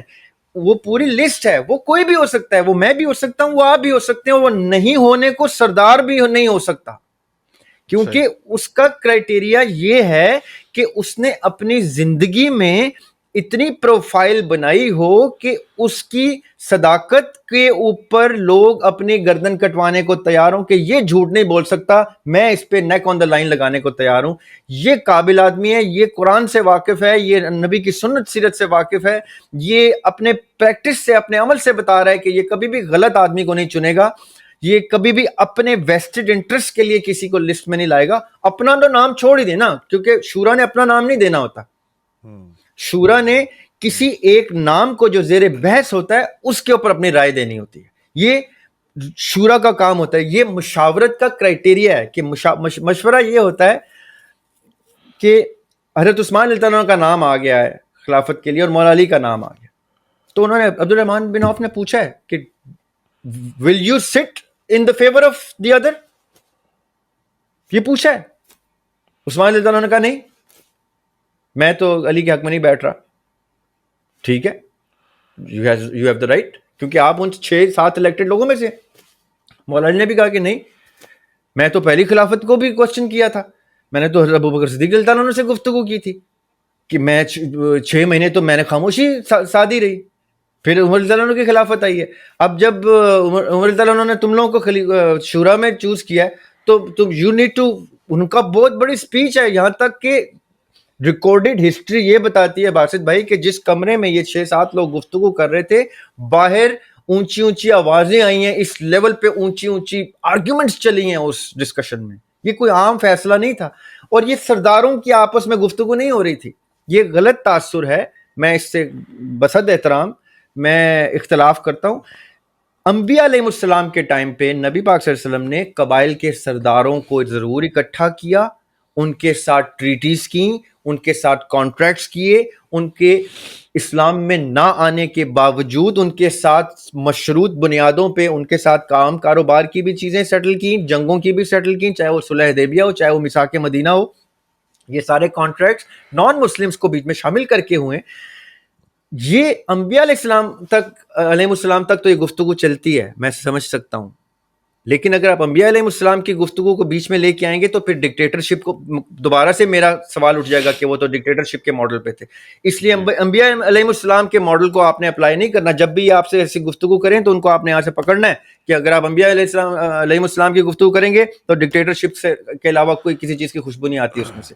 جیسے ہی خلفائے راشدین کی کریں گے تو آپ کے پانچوں خلفائے راشدین کے پریزیڈنٹس ایک دوسرے سے مختلف ہیں. ابو بکر صدیق اللہ عنہ کی خلافت کا کانسیپٹ مختلف ہے، عمر اللہ عنہ کے کانسیپٹ کا ٹوٹل مختلف ہے. عمر اللہ عنہ کیونکہ نامینیٹ ہو گئے تھے، ابو بکر صدیق اللہ عنہ نے اپنی زندگی میں عمر اللہ عنہ کو نامینیٹ کیا. کون سی شورا، کون سے قبیلے کا سردار؟ پھر عمر اللہ عنہ نے اپنے جانے سے پہلے یہ شورا کو تشکیل دیا، یہ نیا پریزیڈنس آ گیا، شورا میں آپس میں بحث ہو گئی، یہ اس پریزیڈنس کو آرگومنٹ میں چینج ہوا، ادھر سے وہ اوپینین لی عبد الرحمن بن عوف رضی اللہ عنہ نے، وہ ریفیوز ہوئی. پھر اس کے بعد مولا علی کے جانے کے بعد حسن علیہ السلام کون سے پریزیڈنس پہ آئے، ان میں سے کون سی چیز آپس میں میچ ہوتی ہے؟ یہ سب علمی سطح پہ یہ میں اس کو معیاری موازنہ ہی نہیں کہتا کہ آپ ان پانچوں خلافتوں کا آپس میں کوئی ایک ماڈل دکھا دیں. ایک ماڈل پہ تھے ہی نہیں. Why? Because it was being constructed at that time. This model was being designed by the finest brains of that time, by the finest personalities of that time. اس میں یہ تغیرات آنے ہی آنے تھے. یہ 30 سال کے اندر سب کچھ مختلف طریقے سے ہوا، ساری خلافتیں ایک دوسرے سے مختلف ہیں، ان کا دائرہ کار، طریقہ کار، عمل، سب کچھ ایک دوسرے سے مختلف ہے. اس میں کوئی چیز کامن نہیں ہے. میں ایسی آپ کو اس میں ڈیٹیلز، ہم اگر اس کے اوپر پوڈ کاسٹ کریں تو صبح ہو جائے گی کہ اگر میں پانچوں کی پانچوں خلافتیں کھول کے بیان کرنا شروع کر دوں کہ کہاں یہ ایک دوسرے سے بنیادی طور پہ مختلف ہیں، کہاں کہاں دین کے امپلیمنٹیشن میں چینجز آتے رہے. 27 جنگیں ہوئی ہیں مولا علی کے دور سے پہلے، ایک جنگ میں بھی مولا علی کی پریزنس نہیں ہے، اور ان کا کیونکہ وہ اس بنیاد سے ہی ایک منفرد سٹینس تھا. اب میں اس کے اوپر گفتگو کرنا شروع کرتا ہوں تو مجھے نظر آتا نا کہ یہ آپس میں ایک دوسرے کے ساتھ اختلاف رائے کے باوجود یکجا تھے، اور انہوں نے اس ٹرانزیشن کے اندر ہم لوگوں کے لیے ماڈل چھوڑے ہیں کہ ہاں اب آج زریاب ہاشمی اور باسط ندیم جب ڈسکس کریں تو ان ماڈلز کو پریسیڈنٹس کی صورت میں رکھیں کہ یہاں پہ کہیں سے بھی تمہیں ڈیموکریسی کی خوشبو آ جائے تو لے لینا، نہ آئے تو ترک کرنا. اچھا زریاب بھائی ایک سیکنڈ، فیئرنیس کا تقاضا یہ ہے کہ جو میں نے بات جو پٹ اپ کی تھی اور مفتی یاسر ندیم صاحب کی بات کی تھی، تو انہوں نے ان کا یعنی کہ کہنا یہی تھا کہ جو ہے وہ یا تو قبیلوں کے جو چاہے انبیاء کے ٹائم پہ قبیلوں کے سردار ہوتے تھے، لیکن بعد میں انہوں نے بولا کہ جو بعد میں شکل بنی تھی وہ یہ بنی تھی کہ یہ جو آپ نے 7 جو پوائنٹرز بتائے نا کہ ان پوائنٹرز کے اوپر اس آدمی کو پورا آنا چاہیے شورا میں داخل ہونے کی، تو انہوں نے بھی یہی بات کی تھی. تو میں نے کہا بس یہ فیئرنیس کا تقاضا ہے، میں اس کو پٹ آؤٹ کر دوں. لیکن اب زریاب بھائی جو آپ نے پوری بات کی ہے تو اب یہ تو جو ہے آئی تھنک ایک سیپریٹ پوڈ کاسٹ طلب بات ہو گئی، کیونکہ یہ تو ابھی کیونکہ اب یہ مزید بات یعنی کہ میں یہ سمجھتا ہوں کنفیوز ہو گئی ہے کہ آپ کی بات ٹھیک ہے ڈیموکریسی کے اندر نہیں آ رہی ہے، ڈیموکریسی کی اس کے اندر سے وہ نہیں، لیکن اب یہ سمجھنا پڑے گا کہ بھئی یہ جو خلفائے راشدین کے کیونکہ ظاہر ہے ہم حضور پاک صلی اللہ علیہ وآلہ وسلم کا تو نہیں لے سکتے، جس طرح آپ نے بولا وہ تو اسٹریٹ ڈکٹیٹرشپ کا ماڈل ہے. اب یہ اگر آپ جو ہے وہ صحابہ کی طرف جائیں تو جس طرح آپ نے کہا کہ پورے ایوولوشن بیسکلی آپ کہہ رہے ہیں نا کہ ایوالو ہو رہا تھا اس ٹائم پہ، تو اب یہ سمجھنے کے لیے تو ہمیں بالکل ایک سیپریٹ پوڈ کاسٹ کرنی پڑے گی یہاں پہ. تو اب لیکن یہ ہے کہ جو ڈیموکریسی کا کانسیپٹ، اچھا یہ ایک چیز میں سوری آخری سوال آپ سے اس بارے میں پوچھنا چاہوں گا. حمزہ علی عباسی صاحب کو بھی میں نے یہ سوال پٹ اپ کیا تھا کہ جو میں نے یہ شورا والی بات کی ہے کہ اس وقت جو آپ اس کو قبیلوں کا سردار کہہ لیں یا ان 6-7 پوائنٹس پہ پورا آنے والا انسان کہہ لیں، تو ان کا جواب یہ تھا حمزہ علی عباسی صاحب کا کہ اس وقت جو تھے وہ ریسورسز یا سسٹمز اتنے ایوالوڈ نہیں تھے یا اتنے اسٹیبلش نہیں تھے، اس وجہ سے اس وقت یہ والا جو آج کا الیکٹورل سسٹم ہے وہ اس وقت اسٹیبلش کرنا مشکل تھا, پاسبل نہیں تھا. اس وجہ سے وہ کھلی 6 8 10 15 20 لوگوں سے ووٹنگ کر کے اپنے معاملات کو لے کے چلا جاتا تھا. آج ہم نے پراپرلی اس سسٹم کو اسٹیبلش کر لیا ہے, تو ہم اس وجہ سے اس کو الیکٹورل سسٹم جو ہے اس کو آج ہم نے اسٹیبلش. تو یہ وہ سیم یعنی کہ انہوں نے سیم مناسبت اس کی کریٹ کی کہ سیم ہی چیز ہے. آج کیونکہ ریسورسز زیادہ ہیں تو ہم آج کر سکتے ہیں, تو اس وجہ سے وہ کہتے ہیں کہ جی اسلام میں ڈیموکریسی والی سسٹم ہے, یعنی کہ اسلام ڈیموکریسی ہی کو پروپیگیٹ کرتا ہے. دیکھیں یہ ان کی رائے ہے اور میں ان کی رائے کا احترام کرتا ہوں. اگر انہوں نے ایسا سوچا ہے, یہ ان کی یہ ذاتی رائے ہو سکتی ہے. ہسٹری اس چیز سے مختلف ہے. ہسٹری یہ نہیں کہتی کہ نعوذ باللہ استغفر اللہ آپ کے خلفائے راشدین جو ہیں وہ ان کے پاس وسائل کم تھے, یا ان کے خدا نخواستہ نعوذ باللہ ان کے فکری سطح پہ وہ یہ سوچ نہیں رہے تھے, تصور نہیں کر سکتے تھے, یا اپلائی نہیں کر سکتے تھے. یہ مجھے نہیں پتا یہ کیوں یہ کیسے کہا جا سکتا ہے. میں نہیں سوچتا. یہ وہ لوگ تھے باسط بھائی, the finest people on the face of the earth at that time.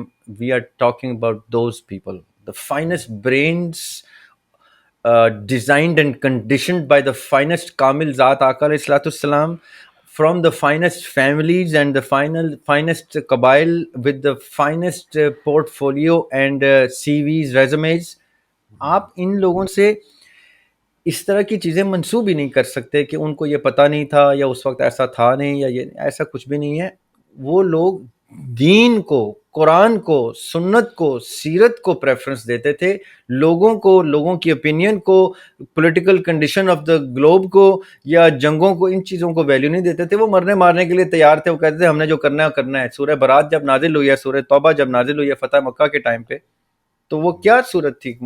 خانہ کعبہ کے اوپر کھڑے ہو کے مولا علی کو آقا علیہ السلام نے کہا کہ آپ جا کے یہ صورت, اس میں کیا ہے کہ پکڑ کے قتل کرو. وہ نہیں ڈرتے تھے کسی چیز سے, ان کو صرف اللہ سے ڈر تھا. نہ وہ اصول کے اوپر کمپرومائز یا کوئی ادھر ادھر کی گفتگو کرتے تھے. اگر ان میں آپس میں کچھ نظریاتی اختلافات تھے بھی, تو میں نے لاسٹ ٹائم بھی آپ سے کہا تھا نظریے کے اختلاف تھے, عقیدے کے اختلاف نہیں تھے. ہمارا عقیدہ قرآن اور سنت ڈائریکٹلی ڈیموکریسی کی, میں نے شروع میں بتایا بائی ڈیفینیشن ہی سرنڈر اور سبمیشن اینٹی ڈیموکریسی ایکٹ ہوتا ہے. سرنڈر اور سبمیشن ہمیشہ کسی ڈکٹیٹر کے آگے کی جاتی ہے, ڈکٹیشن کے آگے کی جاتی ہے. اسی لیے ہم بھی ایک ڈکٹیشن آف ریلیجن کے آگے اپنے آپ کو سرنڈر کرتے ہیں. ڈیموکریسی وہاں سے اپنا رستہ جدا کر لیتی ہے. اگر کوئی شخص اسلام میں ڈیموکریسی کو ڈھونڈ رہا ہے تو وہ فزکس میں کیمسٹری نکالنے کی, فزکس میں بیتھوون کو اور جوہان سیباسٹین باخ کو ڈھونڈنے کی کوشش کر رہا ہے. وہ فزکس میں یعنی غالب ڈھونڈنے کی کوشش کر رہا ہے. فزکس کا غالب سے اس طرح سے کوئی تعلق ہو سکتا ہے, غالب کا کوئی ایک شعر فزکس کے کسی لاز کے اوپر پڑھتا ہو, لیکن اس کا سبجیکٹ ہی نہیں ہے. اسی طرح ڈیموکریسی اور اسلام دو مختلف چیزیں ہیں باسط بھائی. اسلام ہر صورت میں سرنڈر سبمیشن, اپنی فری ول کو ذبح کرنے کی گفتگو کرتا ہے. وہ کہتا ہے جب تک تمہاری فری ول میرے تابع نہیں ہے تم مسلمان ہی نہیں ہو. اب مجھے بتائیں ڈیموکریسی, میں یعنی حیران ہوتا ہوں ان اسکالرس کے اوپر کہ جو اسکالرس ڈیموکریسی کے ایسنس کو ہی نہیں سمجھتے. وہ بہت خوبصورت چیز ہے, لیکن اسلام سے ایک ایپل کا ایپل سے موازنہ ہی نہیں ہے. ڈیموکریسی کے اوپر ہم باقاعدہ طور پہ سیشن کر کے اس کی خوبصورتی, اس کے فضائل, اس کے مناقب اور ساری چیزیں ڈسکس کر لیں گے, لیکن وہ اسلام کے چیپٹر کا لفظ ہی نہیں ہے. اسلام کہتا ہی یہ ہے, اور یہی شیخین نے بھی کیا, یہی خلفائے راشدین نے بھی کیا, یہی اہل بیت علیہ السلام نے بھی کیا, کہ انہوں نے کہیں پہ بھی پیپلز opinion کو ویلیو نہیں دی. When people wanted certain things to happen, the Khalifa said no, or the Mushir said no. People's opinion has always been surrendered. جب ابوبکر صدیق رضی اللہ عنہ کی خلافت شروع ہوئی تھی تو people said ہم زکوٰۃ نہیں دیتے. People are saying mass murder تھے, mass قتال ہوئی ہے ان جنگوں میں. یہ تھوڑا سا اگر ہم ہسٹری کو کھولیں نا تو ہمیں پتہ چل جائے گا کہ ہم پریزنٹ میں کسی چیز سے ڈر رہے ہیں تو ہم تسلیم نہیں کر رہے, ورنہ مجھے تو سمجھ نہیں آتی کہ ایک ذی شعور آدمی کیسے اس چیز کو سمجھ نہیں سکتا. میں آج آپ کے ابھی آپ دیکھیے گا آپ کی پوڈ کاسٹ کے نیچے لوگ کہیں گے زریاب ہاشمی نے کہا ہے کہ ملٹری ڈکٹیٹرشپ کے حق میں, کیونکہ آپ کے 6 کے 6 لوگ, میں ریپیٹ کرتا ہوں, شورا کے, مولا علی علیہ السلام واریر, سعد بن ابی وقاص واریر, زید رضی اللہ عنہ کو میں نے واریر نہیں بھی کہا تو 6 میں سے 5 لوگ واریئرز, بیٹل فیلڈ میں ان کے بدن پہ زخموں کے نشان بتا دیں گے وہ کس لیول کے ملٹری کے فرنٹ رنر سپہ سالار رہے ہیں اپنے اپنے دور میں, رائٹ. کیا ہم جھوٹ نہیں بول رہے کہ یہ ملٹری اسٹیبلشمنٹ نہیں بیٹھی ہوئی اس کمرے میں؟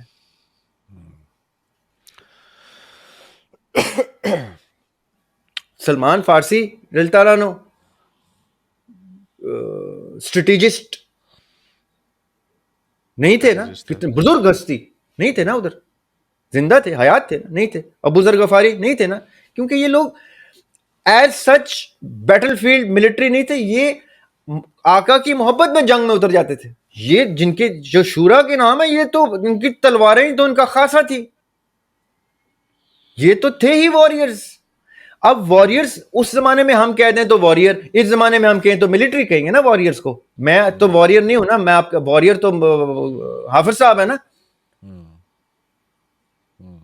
آج کے دور کا واریئر پاکستان میں کون ہے؟ وہ جس کی صبح ہوتی ہے وردی میں جنگ کے لیے تیار, گولی کھانے مارنے کے لیے, اور رات ہوتی ہے گن رکھ کے وردی اتار کے سونے میں. یہ ہوتا ہے واریئر. ان کی زرہ ان کی وردی ہے. آپ ان سے جتنا مرضی اختلاف کریں, ان کے کریکٹر پہ بھی انگلیاں اٹھائیں, ان کی ڈیفینیشن کو تو غلط نہیں کہہ سکتے. یہ تو لا علمی کی بات ہوگی, کم فہمی کی بات ہوگی کہ میں پاکستان ملٹری کو ملٹری نہ بولوں. میں اسی طرح خلفاء کی ملٹری کو ملٹری نہ بولوں تو یہ میری کم فہمی, کم علمی ہے. یہ ملٹری اسٹیبلشمنٹ تھی جس نے 30 سال حکومت چلائی ہے. تو اس وقت پھر پاکستان میں تو اسلامی حکومت ہو گئی, اس کا مطلب ہے اس روح سے تو نہیں نا, اسلامی بھی نہیں ہے. پاکستان تو کہیں سے بھی اسلامی حکومت نہیں چلا رہا نا, نہ ابھی سے نہ پچھلے 70-75 سالوں سے. میں ویسی لائٹر نوٹ میں بول رہا تھا کیونکہ آج تو آئی نو آپ جس رخ سے کہہ رہے ہیں اس میں بھی وہ سامنے آئے نا. جب پرویز مشرف آ گئے تھے, جنرل ضیاء آ گئے تھے, جنرل ایوب آ گئے تھے, یحییٰ خان آ گئے تھے, یہ راحیل شریف آ گئے تھے, پرویز کیانی یہ طاقت میں آ جائیں تو آپ کہیں ہاں جی یہ ملٹری اسٹیبلشمنٹ ہے. اب یہ کسی حد سے آپ اسلام سے ریلیٹ کر سکتے ہیں, کیونکہ جو جنگ لڑ رہا ہے وہی ڈکٹیٹر بن گیا ہے. اچھا زریاب بھائی, اب یہاں پہ جو ہے نا, اب ظاہر ہے کہ ہماری کانورزیشن کافی لمبی ہو گئی اور اس وقت جو ہے آئی تھنک کافی کنفیوز بھی ہو گئی ہے. تو اب میں یہ چاہوں گا ایک چھوٹی سی بات میں ایڈ کر دوں. جی جی. خلافت میں جو خلیفہ وقت ہوتا ہے وہی قاضی ہوتا ہے, وہی سپہ سالار ہوتا ہے. امیر المومنین بھی وہی, قاضی بھی وہی, سپہ سالار بھی وہی. صحیح. آپ یہ تینوں ٹریٹس جس بھی کنٹری میں فٹ کریں گے وہ خلافت کے ماڈل سے سب سے کلوز پایا جائے گا. صحیح ہے. اب آپ پاکستان کو فٹ کریں اس میں, یا کسی اور ایدی یامین کو فٹ کریں اس میں, معمر قذافی کو فٹ کریں اس میں, صدام حسین کو فٹ کریں اس میں, جس کو آپ نے فٹ کرنا ہے کریں. وہ اگر قاضی بھی وہی ہے, خلیفہ بھی وہی ہے, اور سپہ سالار بھی وہی ہے, تو وہ closest to the model of خلافت ہے. اچھا, اب میں نے یہ کیوں بولا کہ جو ہے اب ہماری جو کنورزیشن ہے یہ تھوڑی سی کنفیوژن, کیونکہ اب ہمیں اس کے اوپر بیسکلی کھل ذرا بات کرنی پڑے گی. اور میں آپ سے چاہوں گا کہ زریاب بھائی اب مجھے دوبارہ سے ٹائم دیجیے گا, کیونکہ اب مجھے پتہ ہے کہ اس کے اوپر جو ہے وہ اب ظاہر ہے کہ ہمیں پہلے یہ سمجھنا پڑے گا آپ یہ کیوں کہہ رہے ہیں. ٹھیک ہے, کہ جو ہمارے 4-5 خلفاء تھے ان کا الگ الگ کیا وہ ایوولوشن کا پروسیس کیا تھا, میں ایکچولی یہ سمجھنا چاہوں گا آپ سے ڈیٹیل میں کہ وہ ایوولوشن کا پروسیس کیا تھا, اور فائنلی اسلام کی کیا, ہم اسلام کو ہم کون سے سسٹم کو as close as possible to دینی قرآن اور حدیث کی روشنی میں کنیکٹ کر سکتے ہیں. تو یہ چیزوں کو میں آپ سے مزید ایکسپلور کرنا چاہوں گا نیکسٹ پوڈ کاسٹ کے اندر, تاکہ لوگوں کو تھوڑی کلیئرٹی آ جائے کہ بھائی ہم کیوں ڈیموکریسی, مطلب آپ کیا ضروری ہے, یہ مقصد کیا ہے ڈیموکریسی کے اگینسٹ, اور ہمارا دین ہمیں کون سا سسٹم بتا رہا ہے. ضروری ہے. دیکھیں جب دریاب ہاشمی یہ کہے گا نا کہ ڈیموکریسی اسلام سے متصادم ہے اور وہ اس کے خلاف ہے تو لوگ ظاہر ہے کہیں گے اچھا پھر کون سا سسٹم؟ تو میں کہوں گا جی ملٹری ڈکٹیٹرشپ. اور پھر اس کو آپ کو ثابت کرنا پڑے گا کہ بھائی کیوں ملٹری ڈکٹیٹرشپ. تو ہم اس پہ ذرا سا ایکسپینڈ کرنے کی جی کوشش کریں گے. ضرور ضرور بالکل. چلیں تھینک یو سو مچ سر آپ کے ٹائم کے لیے. بہت بہت شکریہ. یہ ویلکم. اپنا انشاءاللہ خیال ملتے رکھیں. ہیں. انشاءاللہ پھر ملتے ہیں. Thank you. انشاءاللہ.